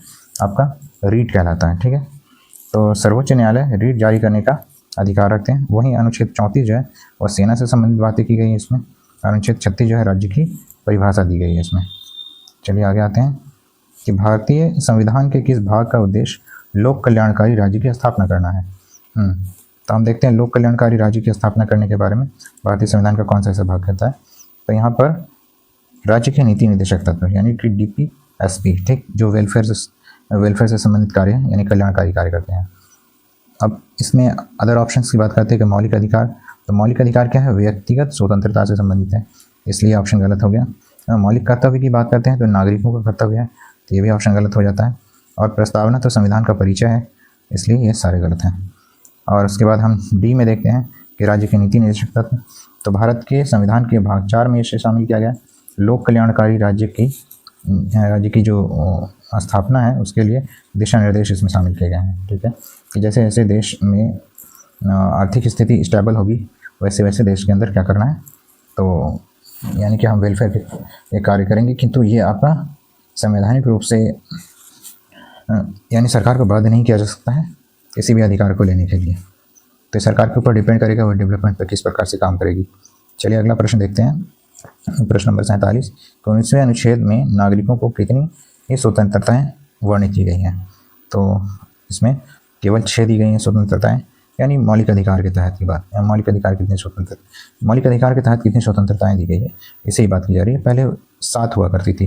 जो संपत्ति का अधिकार हुआ करता था उसको हटा दिया गया, ठीक है, अनुच्छेद 300 में डाल दिया गया, 300A में। तो खैर इसके सीधे सीधे उत्तर आपका अनुच्छेद 6 अधिकार दी गई, अनुच्छेद नहीं बल्कि 6 अधिकार। अब हम आते हैं थोड़ा सा इसके बारे में देख लेते हैं। तो स्वतंत्रताएं किस प्रकार से है, यानी कि स्वतंत्रताएं क्या अधिकार किस प्रकार से है। तो पहला है भाषण, सभा, संघ, आवागमन और निवास और व्यवसाय। ये अनुच्छेद सारे जो हैं वो 19 के तहत होंगे, ठीक है। अगला प्रश्न है कि 48, भारतीय संविधान का कौन सा अनुच्छेद उपाधियों के उन्मूलन से संबंधित है? तो उपाधियों का उन्मूलन अनुच्छेद 18 के तहत है। वहीं 17 में क्या कहा जा रहा है? अस्पृश्यता का अंत है। और 19 में कहा जा रहा है स्वतंत्रता का अधिकार। और 24 में कहा जा रहा है बलात्श्रम या बाल श्रम निषेध, ठीक है। अब हम देखते हैं 18 पर। तो 18 में क्या है कि सैन्य और शैक्षणिक उपाधियों को छोड़ दिया जाए, तो बाकी जितनी जो उपाधि हैं उसका अंत किया जाएगा। हाँ, तो हम यहाँ प्रश्न क्या था कि उपाधियों का उन्मूलन यानी कि उपाधियों का अंत किस में किया गया। तो आप देखते हैं कि अनुच्छेद 18 के तहत है, ठीक है। और केवल 2 ऐसे पोस्ट इसे छोड़ दिया जाए, सैन्य और शिक्षा। इसके अलावा बाकी सारी उपाधि जो है उसका अंत कर दिया गया, ठीक। अगला प्रश्न की बात करते हैं कि भारतीय संविधान के किस भाग में मौलिक अधिकारों का वर्णन किया गया था। भाग नंबर 3 है, इसमें मौलिक अधिकार की बात की गई है। तो यहाँ पे ऑप्शन देखें अगर, तो दूसरे में नागरिकता से संबंधित है, चौथे में नीति निदेशक तत्व से संबंधित है, 5वें में अनुसूचित क्षेत्र से संबंधित है, तीसरा जो है इसका सही उत्तर है कि अनुच्छेद भाग 3 जो है इसमें ही अनुच्छेद 12 से 35 तक मौलिक अधिकार प्रदान किए गए हैं भारतीय नागरिकों को। अगला प्रश्न है कि भारतीय संविधान का कौन सा अनुच्छेद संघवाद के सिद्धांत को दर्शाता है। तो यहाँ पर हम देखते हैं कि अनुच्छेद की बात की जा रही है कि कौन सा अनुच्छेद संघवाद को दर्शाता है। तो अनुच्छेद 39, ठीक है। अब हम देखते हैं ऑप्शन पे। तो पहला ऑप्शन कहा जा रहा है 31 में कि संपत्ति का अधिकार ये निरस्त कर दिया गया, जिसे उठा के कहाँ रखा गया, 31 से निरस्त करके आपको अनुच्छेद 300 में। वहीं 39 जो है 39, यहाँ राज्य द्वारा अनुसरणीय नीति या धन का समान वितरण की बात की गई है। तो यही है भारतीय संविधान का अनुच्छेद 39, जिसमें समाजवाद की प्रक्रिया रखी गई है कि धन का क्या करना है, समान वितरण करना है, सभी लोगों को बराबरी रूप से, यानी कि एक तरह से कह सकते हैं कि संपत्ति का अधिकार मिले। उसके बाद अनुच्छेद 48 में यहाँ कृषि और पशुपालन से संबंधित है। वह अनुच्छेद 50 जो न्यायपालिका का कार्यपालिका से अलगाव या पृथककरण दोनों अलग अलग है। ठीक है। अगला प्रश्न है कि किस मौलिक अधिकार के तहत बेरोजगार का निषेध किया गया है, बेगार का निषेध किया गया है, मिस्टेक हो गया। तो हम देखते हैं कि इसके ऑप्शन पे, सही उत्तर पे तो शोषण के विरुद्ध अधिकार है। तो यहाँ पे जो ऑप्शन सजाया गया उसमें कहा जा रहा है कि समता का अधिकार, तो समता का अधिकार तो 14 से 18 होता है। वहीं स्वतंत्रता का अधिकार 19 से 22 होता है, और उसके बाद धार्मिक अधिकार तो 25 से 28 होता है। तो यहाँ पर शोषण के विरुद्ध अधिकार जो है ये आपका अनुच्छेद 23 के तहत है कि बेगार और मानव व्यापार जो है या मानव तस्करी भी कह सकते हैं, ये सारे निषेध किए गए हैं। और वहीं अनुच्छेद 24 जो है वो आपका बलात्कार से संबंधित है, यानी बच्चों को क्या बोलते हैं, 14 वर्ष से कम उम्र के बच्चों को जो है बाल मजदूर के रूप में ना प्रयोग किया जाए। हम अगला देखते हैं प्रश्न। तो मौलिक अधिकारों के संबंध में कौन सक्षम है। ठीक है। तो यहाँ पर मौलिक अधिकार के संशोधन में जो सक्षमता की बात की गई, इसमें कौन ऐसे यानी कौन है, जैसे लोकसभा है, राष्ट्रपति है, सर्वोच्च न्यायालय है, संसद है, इनमें से कौन है जो इसमें बदलाव कर सकते हैं। ठीक है। तो वो केवल अधिकार रखते हैं कौन, तो संसद। ठीक है। अभी लोकसभा की बात की जाए, ऑप्शन की देखें हम, तो लोकसभा जो है वो क्या, संसद का एक सदन होता है। वहीं दूसरा कि राष्ट्रपति तो कानून पर हस्ताक्षर करना इसका कार्य है, और उसके बाद सर्वोच्च न्यायालय तो यह व्याख्या करता है कानून का, और कानून का केवल व्याख्या नहीं बल्कि इसकी रक्षा भी करना इसी का अधिकार है। और हम देखते हैं कि संसद तो संसद क्या है कि विशेष बहुमत से मौलिक अधिकारों में संशोधन कर सकती है। ये स्थिति तब उत्पन्न हो सकती है कि आपका मौलिक अधिकारों में परिवर्तन ऐसे तो सामान्य रूप से नहीं की जा सकती है, किंतु यदि कुछ विशेष परिस्थिति उत्पन्न हो जाए तब उस परिस्थिति में यदि संसद को सपोर्ट मिले फुल्ली, तब ये की जा सकती है। और केशवानंद केस के अंतर्गत देखा जाए तो केस के बाद मूल ढांचे को छोड़ करके ऐसा कुछ नहीं किया गया, यानी कि बताया गया कि आप परिवर्तन नहीं कर सकते हैं। ठीक है। और ये भी बातें रखी गई, ये संविधान का पार्ट नहीं है। ठीक है। अगला प्रश्न है कि संविधान के किन प्रावधानों को न्याय योग्य नहीं माना गया। तो कौन सा ऐसा प्रावधान है जिसको न्याय योग्य नहीं माना गया, यानी न्याय के लिए आप बाध्य नहीं कर सकते हैं, केस नहीं कर सकते इसके प्रति, तो वो आपका राज्य का नीति निर्देशक तत्व है। ठीक है। तो मौलिक अधिकार जो है वो आपका न्यायिक रूप से प्रवर्तनीय है कि आप कोर्ट में इसके प्रति केस कर सकते हैं और संविधान आपकी रक्षा करेगी, न्याय दिलाएगा। ठीक।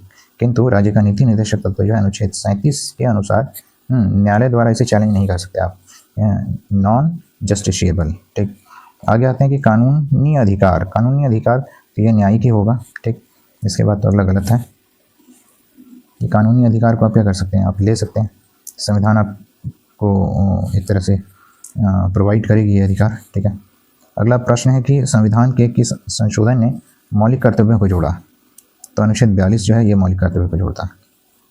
अनुच्छेद 42 से पहले यदि हम बात करते हैं कि 1976 से पहले भारत में मौलिक कर्तव्य था तो नहीं। अब हम देखते हैं कि पहला ऑप्शन पे बात करते हैं। तो पहला ऑप्शन क्या है, तो संपत्ति से संबंधित है, यानी पहला संशोधन जब हुआ था वो संपत्ति से संबंधित संशोधन हुआ था, क्योंकि इसे मौलिक अधिकार के तहत रखा गया था अनुच्छेद 31 में। अब अनुच्छेद 31 में जो रखा गया था तो उसको बाद में उठा करके 300 में रखा गया। अब हम आगे आते हैं कि अनुच्छेद 24वां संशोधन, तो संसद की संशोधन शक्ति बाद में इसमें परिवर्तन की गई 24वें संशोधन के तहत कि संशोधन की शक्ति में क्या क्या परिवर्तन लाई जाए। वहीं हम 42वां संशोधन देखें तो मौलिक कर्तव्य इसमें जोड़ा गया, और इसके अलावा भी कई सारे ऐसे संविधान के पार्ट जोड़े गए, इसलिए इसे आपको 42वां संविधान संशोधन को जो है आपका मिनी कॉन्स्टिट्यूशन का भी नाम दिया जाता है। और यदि हम बात करते हैं कि मौलिक कर्तव्य जो है इसे जोड़ा गया तो संविधान के किस अनुच्छेद में रखा गया, तो अनुच्छेद 51A में रखा गया। ठीक है।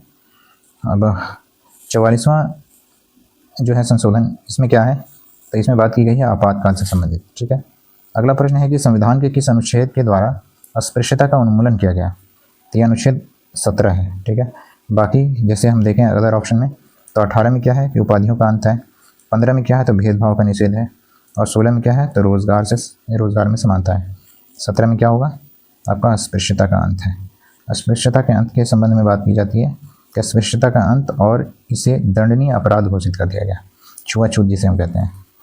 आगे आते हैं, अगला प्रश्न कि भारत का उपराष्ट्रपति किस सभा का पदेन सभापति होता है? तो ये सिंपल, इसका सीधा फैक्चुअल क्वेश्चन है कि राज्य का सभापति होता है वो, ठीक। अब हम आगे आते हैं कि इसमें अदर ऑप्शन क्या बात है, अदर ऑप्शन क्या क्या कहा जा रहा है। तो अगला ऑप्शन है कि लोकसभा, तो लोकसभा जो है वो लोकसभा का अध्यक्ष अलग होता है, उसके अलग अध्यक्ष बनाए जाते हैं। वहीं राज्यसभा, तो राज्यसभा में कौन? राष्ट्रपति राज्यसभा का पदेन अध्यक्ष होता है, अनुच्छेद 64 के तहत उपराष्ट्रपति, सॉरी। और अगला ऑप्शन है कि विधानसभा, तो विधानसभा में ये तो राज्य स्तर की बात है, यहाँ पे ना राष्ट्रपति ना उपराष्ट्रपति, और इसके जो अपने अध्यक्ष अलग होते हैं, इसके बनाए जाते हैं विधानसभा के। तो प्रत्येक राज्य के जो विधानसभा है उसके अध्यक्ष अलग अलग होते हैं। अगला हम प्रश्न देखते हैं, प्रश्न नंबर 57। संसद की नियुक्ति, तो संसद की संयुक्त अधिवेशन कौन बुलाता है? तो ये अधिकार किसके पास है? तो ये राष्ट्रपति के पास है। यदि हम बात करते हैं यही प्रक्रिया राज्य के अंतर्गत कौन बुलाता है, तो वह राज्यपाल होगा, ठीक है। तो हम इसके सही उत्तर को देखते हैं, तो राष्ट्रपति है। अब किस अनुच्छेद के तहत बुलाता है? तो वह अनुच्छेद 108 के तहत क्या करता है? राष्ट्रपति दोनों सदनों की संयुक्त बैठक बुला सकता है, यह अधिकार रखता है वह। अब हम अदर ऑप्शन पे देखते हैं, तो उपराष्ट्रपति, तो ये क्या है? राज्यसभा का सभापति होता है उपराष्ट्रपति, ठीक है। इसके बाद हम देखते हैं लोकसभा का अध्यक्ष, तो लोकसभा का अध्यक्ष जो है वह क्या है? लोकसभा का अध्यक्ष है लोकसभा का प्रमुख व्यक्ति होता है। वहीं प्रधानमंत्री की बात करते हैं तो ये सरकार का प्रमुख होता है। तो ये सारे ऑप्शन में से केवल एक ऑप्शन सही है, वह है आपका ऑप्शन नंबर ए। अगला प्रश्न है कि भारतीय संविधान में संशोधन के लिए विधेयक कहाँ लाया जा सकता है? ठीक है, तो विधेयक लाने के लिए लोकसभा या राज्यसभा दोनों में से कहीं भी लाया जा सकता है। केवल लोकसभा तो ये भी गलत है, केवल राज्यसभा तो ये भी गलत है। आप ला सकते हैं दोनों ही स्थानों पर। यहाँ पे कुछ एक पॉइंट है कि धन विधेयक को छोड़ दिया जाए, क्योंकि धन विधेयक केवल आप लोकसभा में ला सकते हैं। संविधान संशोधन विधेयक किसी भी सदन में पेश की जा सकती है, यदि धन विधेयक हो तो केवल लोकसभा में। आगे आते हैं कि डी ऑप्शन में कहा जा रहा है कि सर्वोच्च न्यायालय, तो ये न्यायालय जो है सर्वोच्च न्यायालय वो न्यायपालिका का रक्षक है, यानी कि संविधान का रक्षक है, तो यहाँ पर तो नहीं। खैर अगला प्रश्न है कि लोकसभा की प्रथम महिला सभापति कौन थी? तो इसका सीधा उत्तर है मीरा कुमार। अब हम देखते हैं कि इसमें अदर ऑप्शन जो शामिल किए गए हैं, सुमित्रा महाजन, तो पहली नहीं बल्कि ये दूसरी महिला अध्यक्ष थी जो 2014 से 2019 तक रही। उसके बाद मीरा कुमार कब बनाई गई थी? 2009 से 2014 तक थी। उसके बाद सुषमा स्वराज, तो सुषमा स्वराज जो ऑप्शन है ये विदेश मंत्री हुआ करती थी क्या पहले। उसके बाद प्रतिभा देवी सिंह पाटिल होगा, ठीक है। तो ये जो है आपका प्रथम महिला राष्ट्रपति थी, वर्तमान में भी महिला राष्ट्रपति है द्रौपदी मुर्मू, ठीक है। आगे आते हैं, अगला प्रश्न की बात करते हैं। तो भारत में किस विधेयक को धन विधेयक कौन प्रमाणित करता है, यानी किसी भी विधेयक को धन विधेयक प्रमाणित करने का किसके पास अधिकार होता है? तो लोकसभा के अध्यक्ष के पास अधिकार होता है, ठीक है। बाकी यदि ऑप्शन की बात करते हैं हम, तो राष्ट्रपति तो विधेयक पर ये हस्ताक्षर करता है ताकि वह एक कानून का रूप ले। उसके बाद प्रधानमंत्री, तो ये सरकार का प्रमुख है, ना कि वह का विधेयक जो है उसे पारित तो करता है किंतु उस पर साइन करने का अधिकार नहीं रखता है। उसके बाद राष्ट्रपति जो है राज्यसभा का सभापति होता है। उपराष्ट्रपति, ये तो खैर राज्यसभा से संबंधित सवाल है। अगला आते हैं कि लोकसभा का अध्यक्ष, तो अनुच्छेद 110 के तहत लोकसभा का अध्यक्ष विधेयक को धन विधेयक प्रमाणित करता है। तो यहाँ पर इसका सही उत्तर भी यही है कि लोकसभा का अध्यक्ष ही होता है जो अनुच्छेद 110 के तहत क्या करता है कि लोकसभा में विधेयक को धन विधेयक के रूप में प्रमाणित करता है, ठीक है। अगला प्रश्न की बात करते हैं हम कि लोकसभा में संघ शासित प्रदेशों को कितने स्थान दिए गए हैं? तो यदि हम बात करते हैं कि इसका सही उत्तर है तो 20, ठीक है। तो संघ शासित प्रदेशों के लिए लोकसभा में सीटें कितनी रखी गई है, आरक्षित सीटें, तो वो आपका 20 सीटें हैं, बाकी सारे ऑप्शन गलत हैं। इसके बाद हम देखते हैं अगला प्रश्न है कि किस प्रधानमंत्री के शासनकाल में दल बदल विरोधी अधिनियम पास किया गया? तो कौन से ऐसे प्रधानमंत्री थे तो वो प्रधानमंत्री थे राजीव गांधी। ठीक है, इन्होंने संविधान का 52वां संशोधन अधिनियम 1985 के तहत राजीव गांधी द्वारा अपने कार्यकाल में क्या किया गया, एक संशोधन लाया गया जिसके तहत दल बदल विरोधी अधिनियम पारित किया गया। यानी कि एक पार्टी से छोड़ करके यदि दूसरी पार्टी में आप जाते हो तो क्या होगा कि आपका जो सदस्यता है वो पूर्ण रूप से ख़त्म हो जाएगा और उसके बाद आप उस पार्टी में दोबारा रिटर्न नहीं कर सकते। हम अगला ऑप्शन देखते हैं कि इंदिरा गांधी। तो इंदिरा गांधी ऑप्शन है, उसके बाद मनमोहन सिंह ऑप्शन, उसके बाद अटल बिहारी ऑप्शन है। तो यहाँ पर हम देखते हैं कि इंदिरा गांधी 1984 में उनका निधन हुआ था। ठीक है, उसके बाद मनमोहन सिंह जो है 2004 से 2014 तक प्रधानमंत्री रहे थे भारत के, और अटल बिहारी वाजपेयी की बात करते हैं तो 1998 से 2004 तक वो क्या रहे, भारत के प्रधानमंत्री रहे। चलिए आगे आते हैं। राज्यसभा के सदस्यों का कार्यकाल कितना होता है, यानी कितने वर्षों का होता है। तो राज्यसभा के सदस्यों का कार्यकाल 6 वर्ष का होता है, बाकी के दोनों ऑप्शन गलत हैं। 6 वर्ष का कार्यकाल होता है और साथ ही साथ यहाँ पर प्रत्येक 2 वर्ष में 1/3 सदस्य जो है वो क्या हो जाता है, तो वो सेवानिवृत्त हो जाते हैं। ठीक, अगला प्रश्न है कि राष्ट्रपति संसद के किस सदन का सदस्य होता है। तो हम देखते हैं, तो ये किसी भी सदन का सदस्य नहीं होता है, इस बात को गौर रखना है। तो लोकसभा का सदस्य और राज्यसभा का सदस्य या दोनों का सदस्य तो बिल्कुल नहीं, इनमें से किसी भी नहीं, क्योंकि किसी भी सदन का नहीं। तो राष्ट्रपति संसद का अंग जरूर है लेकिन किसी भी सदन का सदस्य नहीं है, अनुच्छेद 79 के अनुसार 79। ठीक है, आगे आते हैं कि वर्तमान में लोकसभा के सदस्यों की संख्या कितनी है। तो जो अभी वर्तमान में लोकसभा के सदस्यों की संख्या जो है वो आपका 543 है, लेकिन अगर कुल की बात करते हैं तो कुल कितनी संख्या है, तो कुल आपका 552 है। ठीक है, अब हम देखते हैं कि ये 543 जो है वो किस तरह से है। तो 543 निर्वाचित रूप में, उसके 2 एंग्लो इंडियन, ठीक है, जिससे समाप्त कर दिया गया अब। ठीक है, तो 543 ही रह गए, पहले 45 हुआ करता था। कुल रखी गई है 552, वो अलग बात है। अगला प्रश्न है कि लोकसभा का विघटन कौन करता है। तो लोकसभा का विघटन राष्ट्रपति करता है, और लोकसभा का विघटन जो करता है राष्ट्रपति, तो हम देखते हैं, पहले सीधे उत्तर की बात करते हैं कि अनुच्छेद 85 के तहत राष्ट्रपति लोकसभा को भंग कर सकता है, ये अधिकार उसके पास है।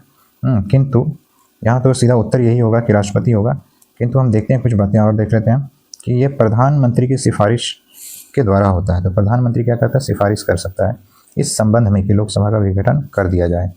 अब आते हैं कि लोकसभा का अध्यक्ष तो ये नहीं कर सकता है, क्या लोकसभा का विघटन नहीं कर सकता है। अब हम आते हैं ऑप्शन नंबर डी पे बात करते हैं।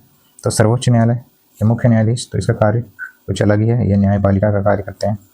ठीक है, हम देखते हैं 18वीं लोकसभा, इससे संबंधित कुछ प्रश्न, लोकसभा से संबंधित कुछ प्रश्न हैं जिसमें क्या है कि इसे पहले सेट में हटा दिया गया।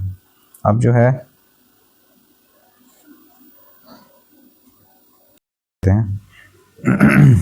वर्तमान में लोकसभा के सदस्यों की संख्या कितनी है। यदि हम वर्तमान में लोकसभा के सदस्यों की संख्या की बात करें तो हम देखते हैं कि वर्तमान में लोकसभा के सदस्यों की संख्या कुल मिला के 543 है। 543 याद रखना है, 543। अपोजिट डायरेक्शन में यदि हम इस संख्या को लिखें तो जैसे कि हम 345 लिखते हैं, तो 345 को ही अपोजिट डायरेक्शन में आप लिख सकते हैं कि 5 देन 4 एंड 3। ठीक है, याद रखने के लिए। ठीक है, तो इसमें हम यदि हम देखें कुछ व्याख्या के आधार पर, तो वर्तमान में 543 जो है निर्वाचित सदस्यों की संख्या है। वहीं आपका 2 एंग्लो इंडियन को राष्ट्रपति द्वारा मनोनीत की जाती थी, किंतु अब ये जो है ख़त्म कर दी गई है। ठीक है, तो अधिकतम संख्या 545 हुआ करती थी, बाकी के सारी संख्या ये गलत है। ठीक है, आगे आते हैं हम लोग कि लोकसभा का विघटन कौन कर सकता है, ये किसके अधिकार में है। तो हम देखते हैं कि राष्ट्रपति द्वारा लोकसभा का विघटन किया जाता है, इसकी घोषणा की जाती है। ठीक है, राष्ट्रपति के द्वारा। किंतु यदि हम ऑप्शन की बात करते हैं तो पहला ऑप्शन में है प्रधानमंत्री, तो इनके पास ये अधिकार नहीं है। दूसरा ऑप्शन है लोकसभा अध्यक्ष, तो ये भी नहीं होगा इसका उत्तर। वहीं अगर चौथा ऑप्शन की बात करते हैं हम तो सर्वोच्च न्यायालय के मुख्य न्यायाधीश, तो ये भी नहीं है। ठीक है, अब हम आते थोड़ा देख लेते हैं। तो प्रधानमंत्री द्वारा ही राष्ट्रपति को सिफारिश की जाती है कि लोकसभा क्या कर दिया जाए, भंग कर दिया जाए। तब राष्ट्रपति द्वारा लोकसभा को भंग करने की घोषणा की जाती है। और ये होता कैसे है, तो भारतीय संविधान के अनुसार अनुच्छेद 85 के तहत राष्ट्रपति द्वारा लोकसभा को भंग की जाती है। ठीक है, अब आते हैं कि हम सर्वोच्च न्यायालय के मुख्य न्यायाधीश जो हैं उनका कार्य जो है वो न्यायपालिका से संबंधित है। ठीक है, वो न्याय से संबंधित है। आगे आते हैं अगला प्रश्न की देखते हैं क्या है कि निम्नलिखित में भारत के किस राज्य में कोई द्विसदनीय विधायिका नहीं है, यानी कौन सा ऐसा राज्य है जहाँ पर द्विसदनीय विधायिका नहीं है। ठीक है, तो यहाँ पे सही उत्तर जो इस ऑप्शन के आधार पर यदि देखें तो झारखंड हो जाएगा, क्योंकि बाकी के 3 ऑप्शन में वैसे प्रदेशों के नाम होंगे जिनमें की द्विसदनीय व्यवस्था है। ठीक है, तो यदि हम देखते हैं तो झारखंड इसका सही उत्तर है, क्योंकि यहाँ पे द्विसदनीय व्यवस्था नहीं है। ठीक है, और बाकी जैसे बिहार की बात करें तो यहाँ भी विधान परिषद है, उत्तर प्रदेश में विधान परिषद है और कर्नाटक में भी है। और वैसे देखा जाए कुल मिलाकर के तो 6 ऐसे स्टेट्स हैं जहाँ पर विधान परिषद की व्यवस्थाएं हैं, और वह सारे स्टेट्स को हम एक बार देख लेते हैं एक झलक में। ठीक है, तो हम सबसे पहले देखते हैं कि आंध्र प्रदेश, ठीक, उसके बाद बिहार, उसके बाद कर्नाटक, महाराष्ट्र, तेलंगाना, उत्तर प्रदेश। ठीक है, अगला प्रश्न है कि विधानसभा का सदस्य होने के लिए जो आयु है, आयु की न्यूनतम सीमा क्या है? तो न्यूनतम सीमा जो है वह है आपका उत्तर 25 वर्ष। ठीक है, अब हम आगे आते हैं कि इसके ऑप्शन को देखते हैं। अगर तो ऑप्शन की बात करते हैं तो यहाँ पर लिखा हुआ है कि 21 वर्ष, तो 21 वर्ष पहला ऑप्शन है। तो सॉरी 21 लिखा हुआ है, तो पहले 21 वर्ष हुआ करता था क्या मतदान देने की उनकी आयु थी। ठीक है, जो 1989 में से चेंज कर दिया गया। ठीक है, 89 में। खैर अगला ऑप्शन जो है वो आपका 25 वर्ष है, तो यही सही है, क्योंकि लोकसभा विधानसभा में और लोकसभा में जो सदस्य हैं वो सदस्य बनने के लिए जो न्यूनतम आयु है वो 25 ईयर्स ही है। ठीक है, और इसके बाद यदि हम 30 वर्ष की बात करें, यहाँ पर अगला तीसरा जो ऑप्शन है वह 30 वर्ष में क्या दिया हुआ है, सॉरी 30 सारे वर्ष लगेंगे। ठीक है, 30 वर्ष में क्या दिया हुआ कि राज्यसभा और विधान परिषद के सदस्य बनने के लिए आपकी 30 वर्ष की न्यूनतम आयु होनी चाहिए। वहीं यदि हम ऑप्शन नंबर डी की बात करते हैं तो 35 है, यानी 35 वर्ष। तो 35 वर्ष क्या है, राष्ट्रपति पद के लिए चुनाव लड़ सकते हैं यदि आपका 35 वर्ष आयु होती है तो। ठीक है, खैर उसकी क्राइटेरिया कई सारे हैं। हम अगला प्रश्न की ओर देखते हैं। तो केंद्रीय मंत्रिपरिषद किसके प्रति सामूहिक रूप से उत्तरदायी होती है? तो मंत्रिपरिषद जो है सामूहिक रूप से यदि उत्तरदायी होती है तो वह है लोकसभा। लोकसभा के प्रति सामूहिक रूप से उत्तरदायी होती है। वहीं ऑप्शन की यदि बात करें हम तो देखते हैं, पहला ऑप्शन क्या है कि राष्ट्रपति। तो राष्ट्रपति जो है वह कार्यपालक होते हैं, वह भी नाम मात्र के कार्यपालक होते हैं। ठीक है, उसके बाद हम देखते हैं प्रधानमंत्री। तो प्रधानमंत्री मंत्रिपरिषद के नेता होते हैं और ये कार्यपालिका ये जो है कार्यपालक ही होते हैं एक तरह से, वह कार्य का निर्वहन करते हैं, राष्ट्रपति के अधिकारों का यह जो है क्रियान्वयन करते हैं। ठीक है, अगला ऑप्शन है कि राज्यसभा। तो राज्यसभा क्या है, ऊपरी सदन है।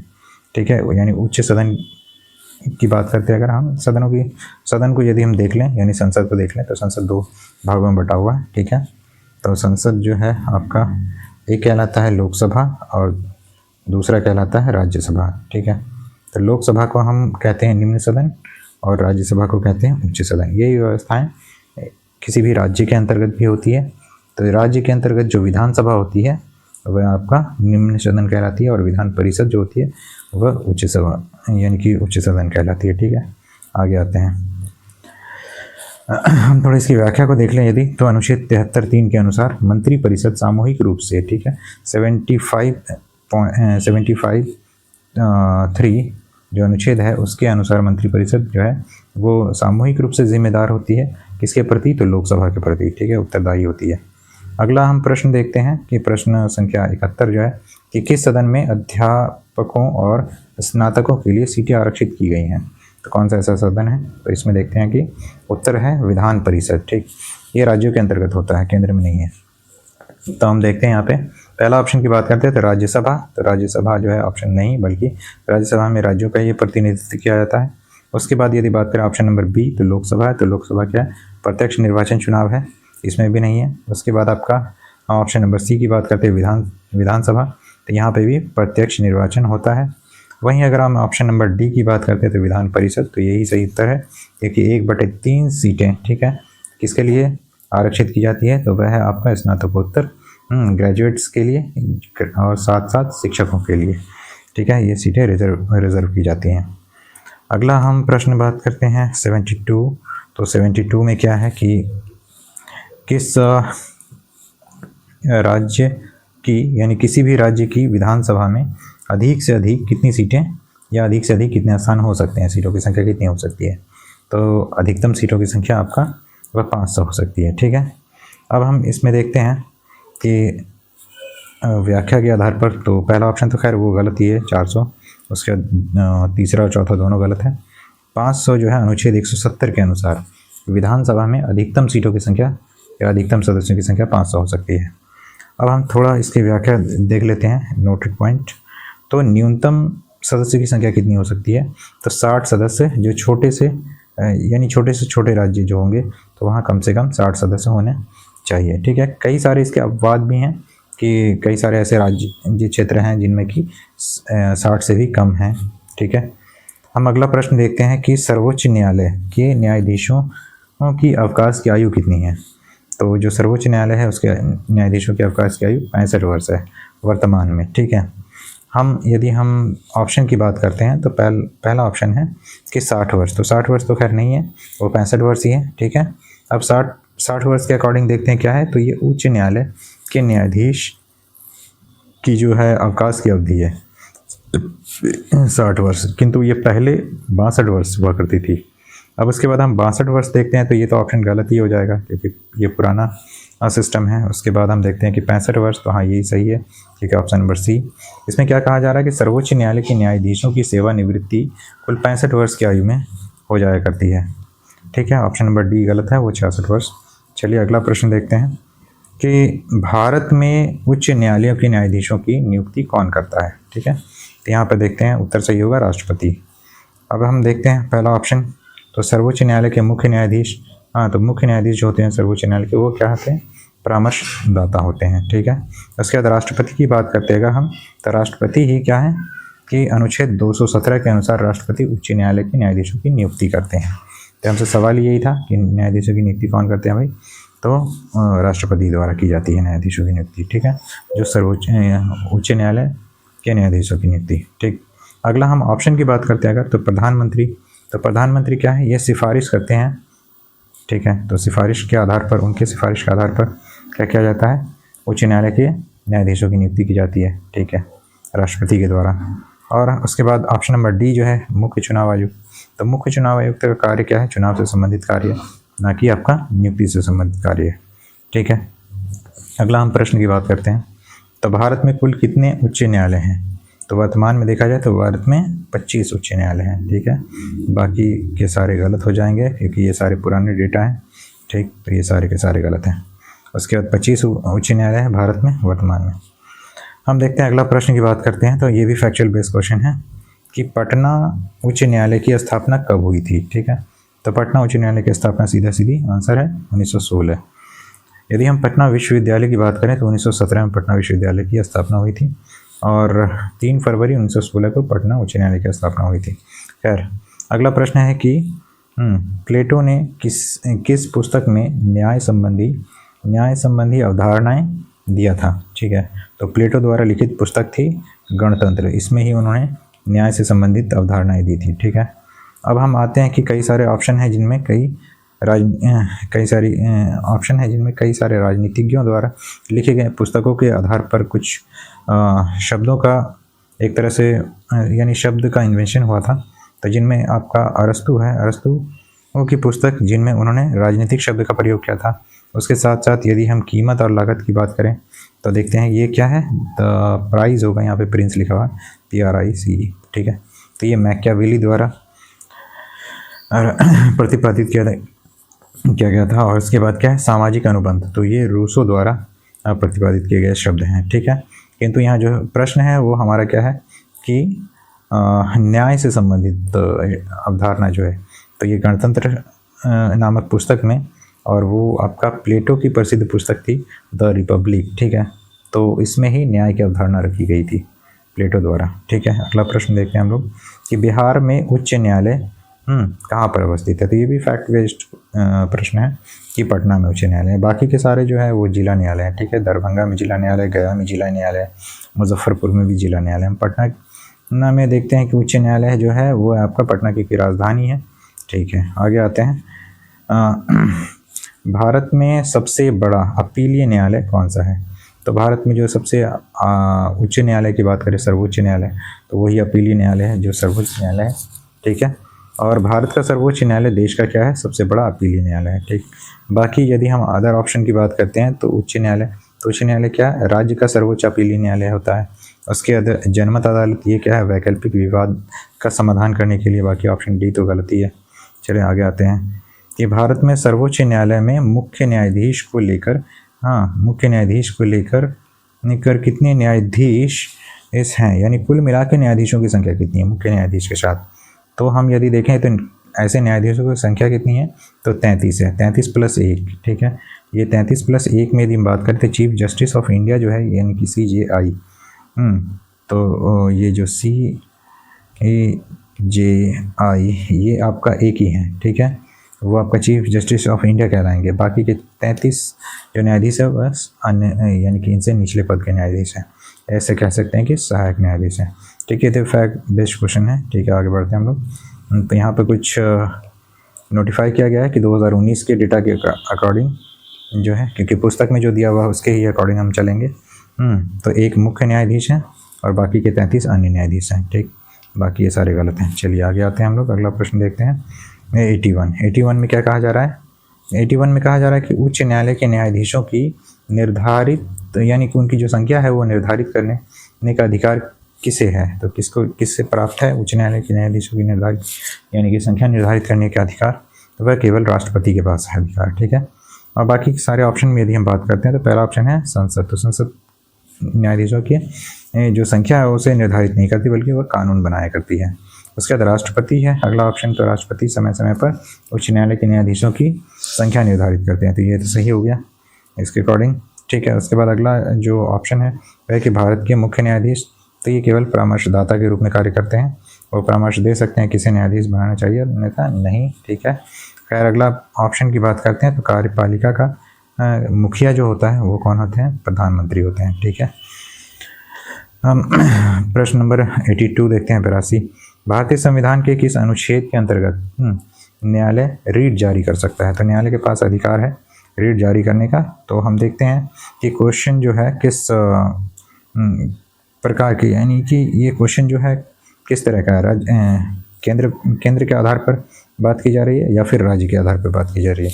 तो क्योंकि यहाँ पर राज्यपाल और राष्ट्रपति दोनों के पास ही केंद्र न्यायालय यदि हम कहें तो सर्वोच्च न्यायालय और उच्च न्यायालय दोनों के पास ही रीट जारी करने का अधिकार होता है, ठीक है। तो यदि हम देखते हैं कि सर्वोच्च न्यायालय यानी सुप्रीम कोर्ट, ठीक है, तो सुप्रीम कोर्ट के पास जो अधिकार है रीट जारी करने का वो अनुच्छेद 32 के तहत है, ठीक है। वहीं अगर हम 226 के तहत देखें तो 226 के तहत उच्च न्यायालय के पास अधिकार है, तो 226 इसका सही उत्तर हो गया, ठीक है। बाकी सारे ऑप्शन को एक बार हम देख लेते हैं रफली। तो अनुच्छेद 224 क्या कह रहा है कि ये अतिरिक्त न्यायाधीश रखने के लिए जो नियम है उसके लिए है, ठीक है। उसके बाद अनुच्छेद 226 जो है इसमें क्या है कि उच्च न्यायालय जो है इसके पास ये अधिकार होता है कि रीट जारी करने की शक्ति होती है इनके पास। उसके बाद अगला हम देखते हैं 228, तो ये मामलों का स्थानांतरण करता है, यानी एक कोर्ट से दूसरे कोर्ट में मामले को ले जाने का डिसीजन इन्हीं अनुच्छेद के अनुसार किया जाता है, अनुच्छेद 228, ठीक है। उसके बाद अनुच्छेद 32 जो है ये आपका सर्वोच्च न्यायालय के पास शक्ति होती है रीट जारी करने की। रीट 5 प्रकार की जारी की जा सकती है, दोनों के पास ये अधिकार है, उच्च न्यायालय एवं सर्वोच्च न्यायालय दोनों के पास है, ठीक है।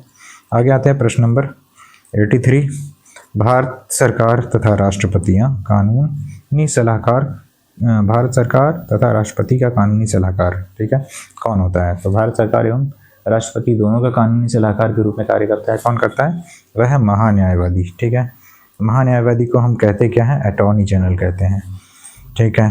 अगला हम देखते हैं इसके ऑप्शन को देख लेते हैं एक बार। तो वकील तो एक सामान्य व्यक्ति होता है, ठीक है वो। उसके बाद अगला ऑप्शन की बात करते हैं पक्षकार, तो पक्षकार भी क्या है, मुकदमे में पक्ष रखता है, तो ये भी नहीं होगा। उसके बाद क्या है कि इसमें से चौथा ऑप्शन तो गलत ही है। तो हम देखते हैं महान्यायवादी जो है उसकी व्यवस्था अनुच्छेद 76 यानी 76 के अनुसार की गई है, और यही भारत सरकार का कानूनी सलाहकार होता है, जिसमें कि कानूनी सलाहकार की बात करें हम तो राष्ट्रपति का ये कानूनी सलाहकार के रूप में कार्य करते हैं, ठीक है। आगे आते हैं हम लोग। कानून के शासन का विचार किसने दिया था, तो यहाँ पर कानून के शासन का विचार किसने दिया था, तो हम ऑप्शन की बात करें तो सबसे पहले हम उत्तर देख लेते हैं। A.V. डाइसी द्वारा की गई थी ये बातें कि कानून का शासन। ठीक, हम ऑप्शन की बात करते हैं। पहला ऑप्शन है कि B.R. अम्बेडकर। तो B.R. अम्बेडकर ने कानून के शासन की बात नहीं की थी, बल्कि संविधान का निर्माता के रूप में ये जाने जाते हैं कि भारतीय संविधान के भारतीय संविधान के जो प्रारूप समिति थे उसके अध्यक्ष थे। ठीक है, उसके बाद A.V. डाइसी की बात करते हैं तो ब्रिटिश विधिवेत्ता है। ये एक तरह से एडवोकेट रहे हैं। रूल ऑफ लॉ इनकी एक पुस्तक रही थी और इन्हीं के तहत इन्होंने ये अवधारणा दी थी कि कानून का शासन हो। ठीक है, और अन्य ऑप्शन की यदि हम बात करें तो बेंथम, ये एक तरह से उपयोगितावाद के जनक रहे। और उसके बाद लास्की, तो ये राजनीतिक सिद्धांतकार के रूप में थे। खैर, अगला प्रश्न देखते हैं हम। सर्वोच्च न्यायालय के न्यायाधीशों की संख्या कौन यानी कि वृद्धि कर सकता है? इसमें जो बढ़ोतरी करनी है तो किसके पास ये अधिकार है? तो जो न्यायाधीश है उसकी संख्या में वृद्धि करने का अधिकार किसके पास है? वो आपका संसद के पास है। ठीक है, राष्ट्रपति उसको स्वीकृत करता है। हम पीछे देखें हैं जिसमें कि कुल मिला के आपका 34 जो न्यायाधीश थे उस जगह पर हमने ये व्याख्या की है कि राष्ट्रपति के पास ये अधिकार होता है कि वह वृद्धि करे, किंतु पहले सलाह और परामर्श कार्य साथ साथ ये कानून बना करके संसद द्वारा बताई जाएगी। ठीक है, आगे आते हैं। नोटिफाई फाइनल डिसीजन राष्ट्रपति के हैंड ओवर होता है। चलिए देखते हैं पहला ऑप्शन की राष्ट्रपति। तो राष्ट्रपति क्या करते हैं? वो नियुक्त करने का अधिकार है उनके पास, इसलिए राष्ट्रपति न्यायाधीशों की नियुक्ति करते हैं। खैर, अगला ऑप्शन है प्रधानमंत्री। तो प्रधानमंत्री क्या होते हैं? कार्यपालिका का कार्य करते हैं, उनकी भूमिका है। उसके बाद केंद्रीय मंत्रिपरिषद, तो ये सिफारिश करते हैं, किंतु यहाँ पर जो ऑप्शन है वो संसद है, यही सही है इसका उत्तर।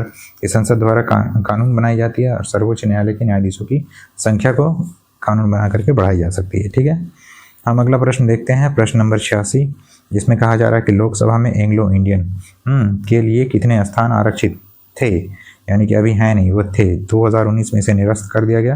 पहले 2 एंग्लो इंडियन को रखा जा सकता था और इसमें जो संशोधन हुआ 104वां संशोधन 2019 के तहत, ठीक है, इसे ख़त्म कर दिया गया, ये प्रावधान समाप्त कर दिया गया। ठीक, हम बाकी के सारे इसके ऑप्शन गलत हो जाएंगे। चलिए ठीक है, आगे आते हैं। ये अधिकार किसके पास था? तो वो राष्ट्रपति के पास अधिकार था। खैर, संसद द्वारा कानून बना के उसे समाप्त कर दिया गया। आगे आते हैं, अगला प्रश्न देखते हैं कि भारतीय संविधान के किस भाग में चुनाव आयोग की व्यवस्थाएं की गई हैं? ठीक है, तो हम देखते हैं कि यहाँ पे भाग जो 15 है उसमें चुनाव आयोग की व्यवस्था की गई है, भाग 15। और इसमें देखते हैं अनुच्छेद 324 से लेकर के आपका 329 तक। ठीक है, 324 से 329 तक चुनाव से संबंधित प्रावधान है। बाकी हम देखते हैं कि अदर जो ऑप्शन है इसमें क्या है कि अनुच्छेद भाग 14 जो है इसमें सेवाओं के बारे में बात की गई है। इसके भाग 16 जो इसमें विशेष प्रावधान किया गया है, और भाग जो आपका 19 है इसमें विविध मैटर्स को रखा गया है, जिसमें कि हम समवर्ती सूची और केंद्रीय सूची और समवर्ती सूची, केंद्रीय सूची एवं राज्य सूची को देखते हैं। ठीक है, चलिए आगे आते हैं। अगला हम प्रश्न देखते हैं कि भारत के चुनाव आयोग में कितने सदस्य हैं? तो कुल मिला के चुनाव आयोग में 3 सदस्य हुआ करते हैं, 2 सहयोगी और 1 प्रमुख। ठीक है, तो बाकी के सारे इसके ऑप्शन गलत हो जाएंगे। ये पहले व्यवस्थाएं थी कि मूल रूप से 1 ही हुआ करते थे, किंतु अब जो है 3 है। तो इसके उत्तर की ओर ही बात कर लें हम लोग, तो कुल 3 हैं इसके सही उत्तर। वर्तमान में 1 मुख्य चुनाव आयुक्त होते हैं और 2 उसके अन्य चुनाव सहयोगी आयुक्त होते हैं। ठीक है, तो कुल यदि बात करें तो संख्या इसकी 3 है। ठीक, अगला प्रश्न देखते हैं 89, भारत के मुख्य चुनाव आयुक्त को हटाने की शक्ति है ना किसे प्राप्त है? तो जो चुनाव आयुक्त है इसे हटाने की शक्ति संसद को प्राप्त है।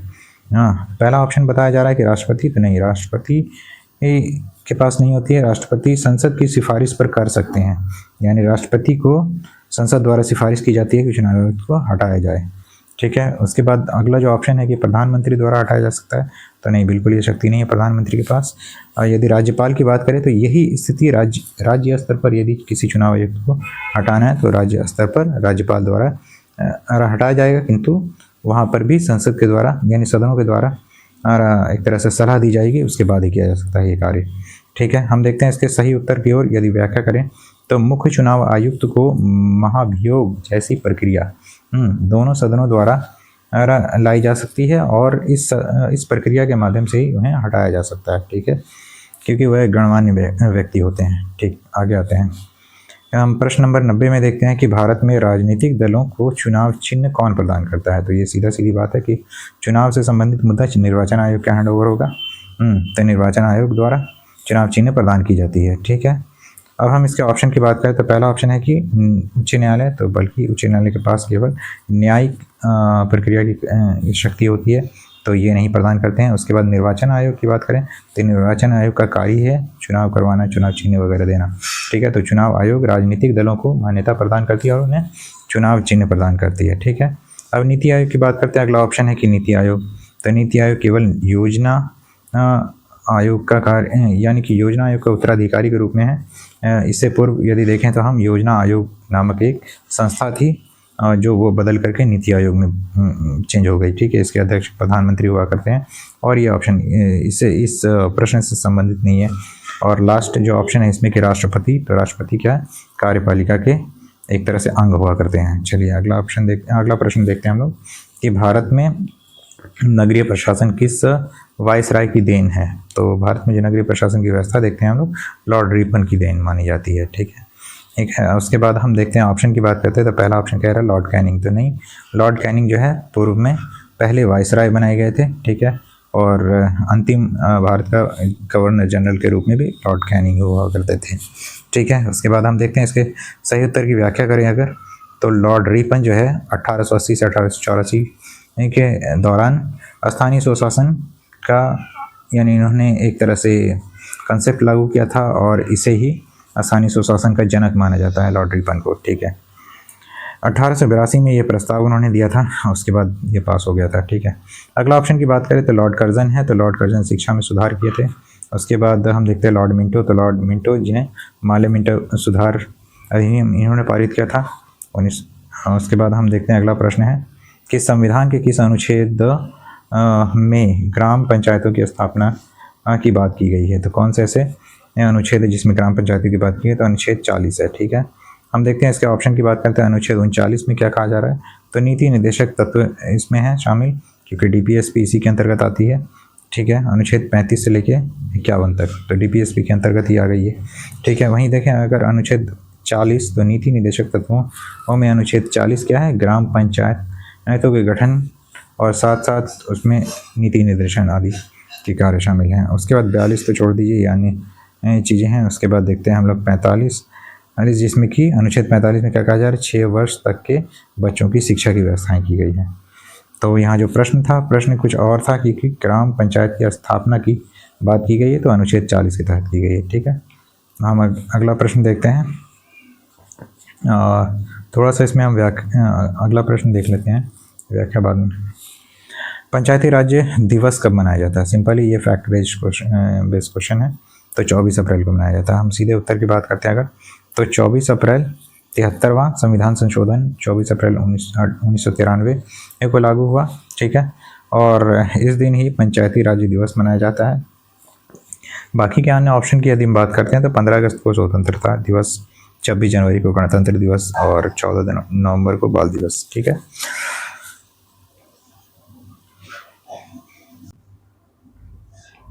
हम अगला प्रश्न की बात करते हैं कि किस संवैधानिक संशोधन से स्थानीय स्वशासन को क्या मजबूत आधार मिला। तो कौन सा ऐसा संवैधानिक संशोधन था जिससे स्थानीय स्वशासन को, यानी सेल्फ गवर्नमेंट को, सेल्फ लोकल गवर्नमेंट को एक तरह से मजबूत आधार मिल गया, बेसिक स्ट्रक्चर मिल गया। तो हम इसमें देखते हैं संशोधन संख्या जो है वह 73 एवं 74 है, यानी 73वां एवं 74वां दोनों है। तो ऑप्शन की यदि बात करें तो पहला ऑप्शन ही सही है। ठीक है, 73वां यानी पंचायती राज और 74वां यानी नगर पालिका है। ये संशोधन की गई 1992 और 93 के अंतर्गत। ठीक है, अब इसमें बाकी के सारे जो हैं हम देखते हैं कि 10वां और 12वां संशोधन अधिनियम यहाँ पर ऑप्शन बी में है, तो ये तो खैर इससे संबंधित नहीं है, किंतु इसमें देखते हैं क्या व्यवस्थाएं थी। तो दल बदल और नगर पालिका से संबंधित नियम कानून बनाए गए थे, बाकी ये दोनों इससे संबंधित नहीं है। ठीक है, अगला प्रश्न की बात करते हैं हम। भारत और पाकिस्तान के बीच ताशकंद समझौता कब हुआ? तो 1966 में ताशकंद समझौता हुआ था। ठीक है, और 1965 में यदि हम बात करें पहला ऑप्शन, तो भारत और पाकिस्तान के बीच युद्ध वर्ष रहा, यानी उसी वर्ष युद्ध हुआ था। उसके बाद हम देखते हैं कि 1965 के युद्ध के बाद, यानी इसी युद्ध के बाद 10 जनवरी 1966 को क्या हुआ, ताशकंद। ठीक है, ताशकंद में एक समझौता होता है भारत और पाकिस्तान के मध्य युद्ध बंदी की। ठीक है, उसके बाद ऑप्शन सी तो इसमें गलत है। और ऑप्शन डी की बात करें अगर हम, तो ऑप्शन डी में 1971 में बांग्लादेश युद्ध यानी भारत और पाकिस्तान के मध्य युद्ध हुआ, और जिसमें बांग्लादेश नामक एक अलग स्वतंत्र राष्ट्र स्थापित हुई। ठीक, अगला प्रश्न है, सार्क का मुख्यालय कहाँ है? तो सार्क का मुख्यालय साफ सुथरा ये प्रश्न है कि काठमांडू में स्थित है। उसके बाद यदि हम देख लें इसके ऑप्शन की बात करते हैं, तो भारत की राजधानी है दिल्ली। ठीक है, उसके बाद ढाका है बांग्लादेश की राजधानी। काठमांडू जो सार्क SAARC यानी दक्षेश, ठीक है, का मुख्यालय नेपाल की राजधानी है। ये काठमांडू में स्थित है। ठीक है, और यहाँ थिम्पू जो ऑप्शन है, तो ये थिम्पू भूटान की राजधानी हुआ करती है। ठीक है, अगला प्रश्न देखते हैं हम लोग, गुटनिरपेक्ष आंदोलन की स्थापना कब हुई थी? तो इसकी स्थापना कब हुई थी? सीधी बात करते हैं उत्तर की, तो 1961 में, और बाकी 60 तो गलत ही है। गुटनिरपेक्ष आंदोलन जिसे कि NAM यानी नाम के नाम से जाना जाता है, ठीक है, जिसे नॉन अलाइनमेंट मूवमेंट कहते हैं, की औपचारिक स्थापना 1961 में की गई। इसका जो हेड है वो भारत के प्रधानमंत्री द्वारा भी तत्काल उस समय जो भारत के प्रधानमंत्री थे जवाहरलाल नेहरू, उनके द्वारा की गई थी। ठीक है, अब आगे आते हैं हम लोग। 98वां प्रश्न, उल्फा किस देश का आतंकवादी संगठन है? तो उल्फा भारत का यानी आतंकवादी संगठन माना जाता है। ठीक है, इसके अलावा यदि हम कई सारे ऑप्शन हैं इसमें, जैसे लिट्टे, तो हम इन्हीं प्रश्नों से संबंधित बातें देख लेते हैं कि आतंकवादी संगठन। तो लिट्टे श्रीलंका के आतंकवादी संगठन है, वहीं पाकिस्तान के कई सारे आतंकवादी संगठन हैं जिनमें विभिन्न संगठन हैं। और भारत में यदि देखें तो उल्फा यानी कि United liberation front of Assam, ये भारत के असम राज्यों से संबंधित उग्रवादी संगठन है। ठीक है, और अगला प्रश्न की बात करते हैं, ये प्रश्न नंबर 99 है। ठीक है, आप लोग ठीक ढंग से परीक्षा दें, मेरी शुभकामनाएं रहेगी आपके साथ। एक आध दो वीडियो और आने का संभावना होगा, जिसमें कि हम अनुच्छेद से संबंधित जो भी प्रश्न बनेंगे जो इम्पोर्टेंट होंगे, और कुछ जो इम्पोर्टेंट प्रश्न होंगे उसे शामिल करने का हम प्रयास करेंगे। ठीक है, थोड़े समय की कमी है, चलिए आते हैं, देखते हैं। तो प्रश्न नंबर 99 क्या है? संयुक्त राष्ट्र संघ के कितने अंग हैं? तो संयुक्त राष्ट्र संघ के कुल मिला के 6 अंग हैं। ठीक है, बाकी के सारे ऑप्शन गलत हैं। हम 6 अंगों में देखते हैं कौन कौन से हैं। तो UNO के प्रमुख 6 अंग हैं, यानी यूनाइटेड नेशन ऑर्गेनाइजेशन, जिनमें हम देखते हैं पहला क्या है, महासभा, सुरक्षा परिषद, आर्थिक और सामाजिक परिषद, उसके बाद न्याय परिषद और अंतर्राष्ट्रीय न्यायालय और सचिवालय। ठीक है, और आज का ये अंतिम प्रश्न है। ठीक, इसके बाद हम लोग देखेंगे बाकी के एग्ज़ाम ओरिएंटेड जो भी कुछ तथ्य ऐसे होंगे जिन्हें हमें शामिल करना आवश्यक लगेगा, वो हम शामिल करेंगे। ठीक है, क्योंकि इस समय की काफ़ी कमी है, और आज आपका 28 फरवरी भी हो चुका है, 28 जनवरी हो चुका है, और एग्ज़ाम जो है आप लोगों का बहुत नज़दीक है। तो इस तरह से मैं कह सकता हूँ कि ना हमारे पास समय है ना आपके पास समय है। एग्ज़ाम तो 2 ही तारीख से शायद स्टार्ट है, 2 फरवरी से। ठीक, चलिए, शुभकामना रहेगी, कोशिश रहेगा कि एक वीडियो और हो सकता हो तो हो पॉलिटिकल साइंस का। देखते हैं, बाकी के सारे वीडियोस और हैं रिवाइज़ करने के लायक। इतिहास के लगभग शायद 10 वीडियो या 12 वीडियो होंगे जिन्हें आप रिवाइज़ कर सकते हैं। आई होपफुली कि इतिहास में भी कुछ क्वेश्चन नहीं छूटने का चांसेस होगा, और एक वीडियो रिवीजन के रूप में यदि हम कोशिश करेंगे तो वो कल या परसों प्रोवाइड करेंगे हम। ठीक है, चलिए देखते हैं अंतिम प्रश्न क्या है। संयुक्त राष्ट्र संघ की स्थापना कब हुई थी? तो ये भी फैक्चुअल बेस्ड क्वेश्चन है, 1945 में हुई थी। सीधी बात करें अगर हम, तो संयुक्त राष्ट्र संघ की स्थापना 24 अक्टूबर 1945 को, ठीक है, हुई थी। और बाकी के सारे उत्तर तो गलत ही हैं। हम देखते हैं आगे कुछ इंपॉर्टेंट पॉइंट्स की बात।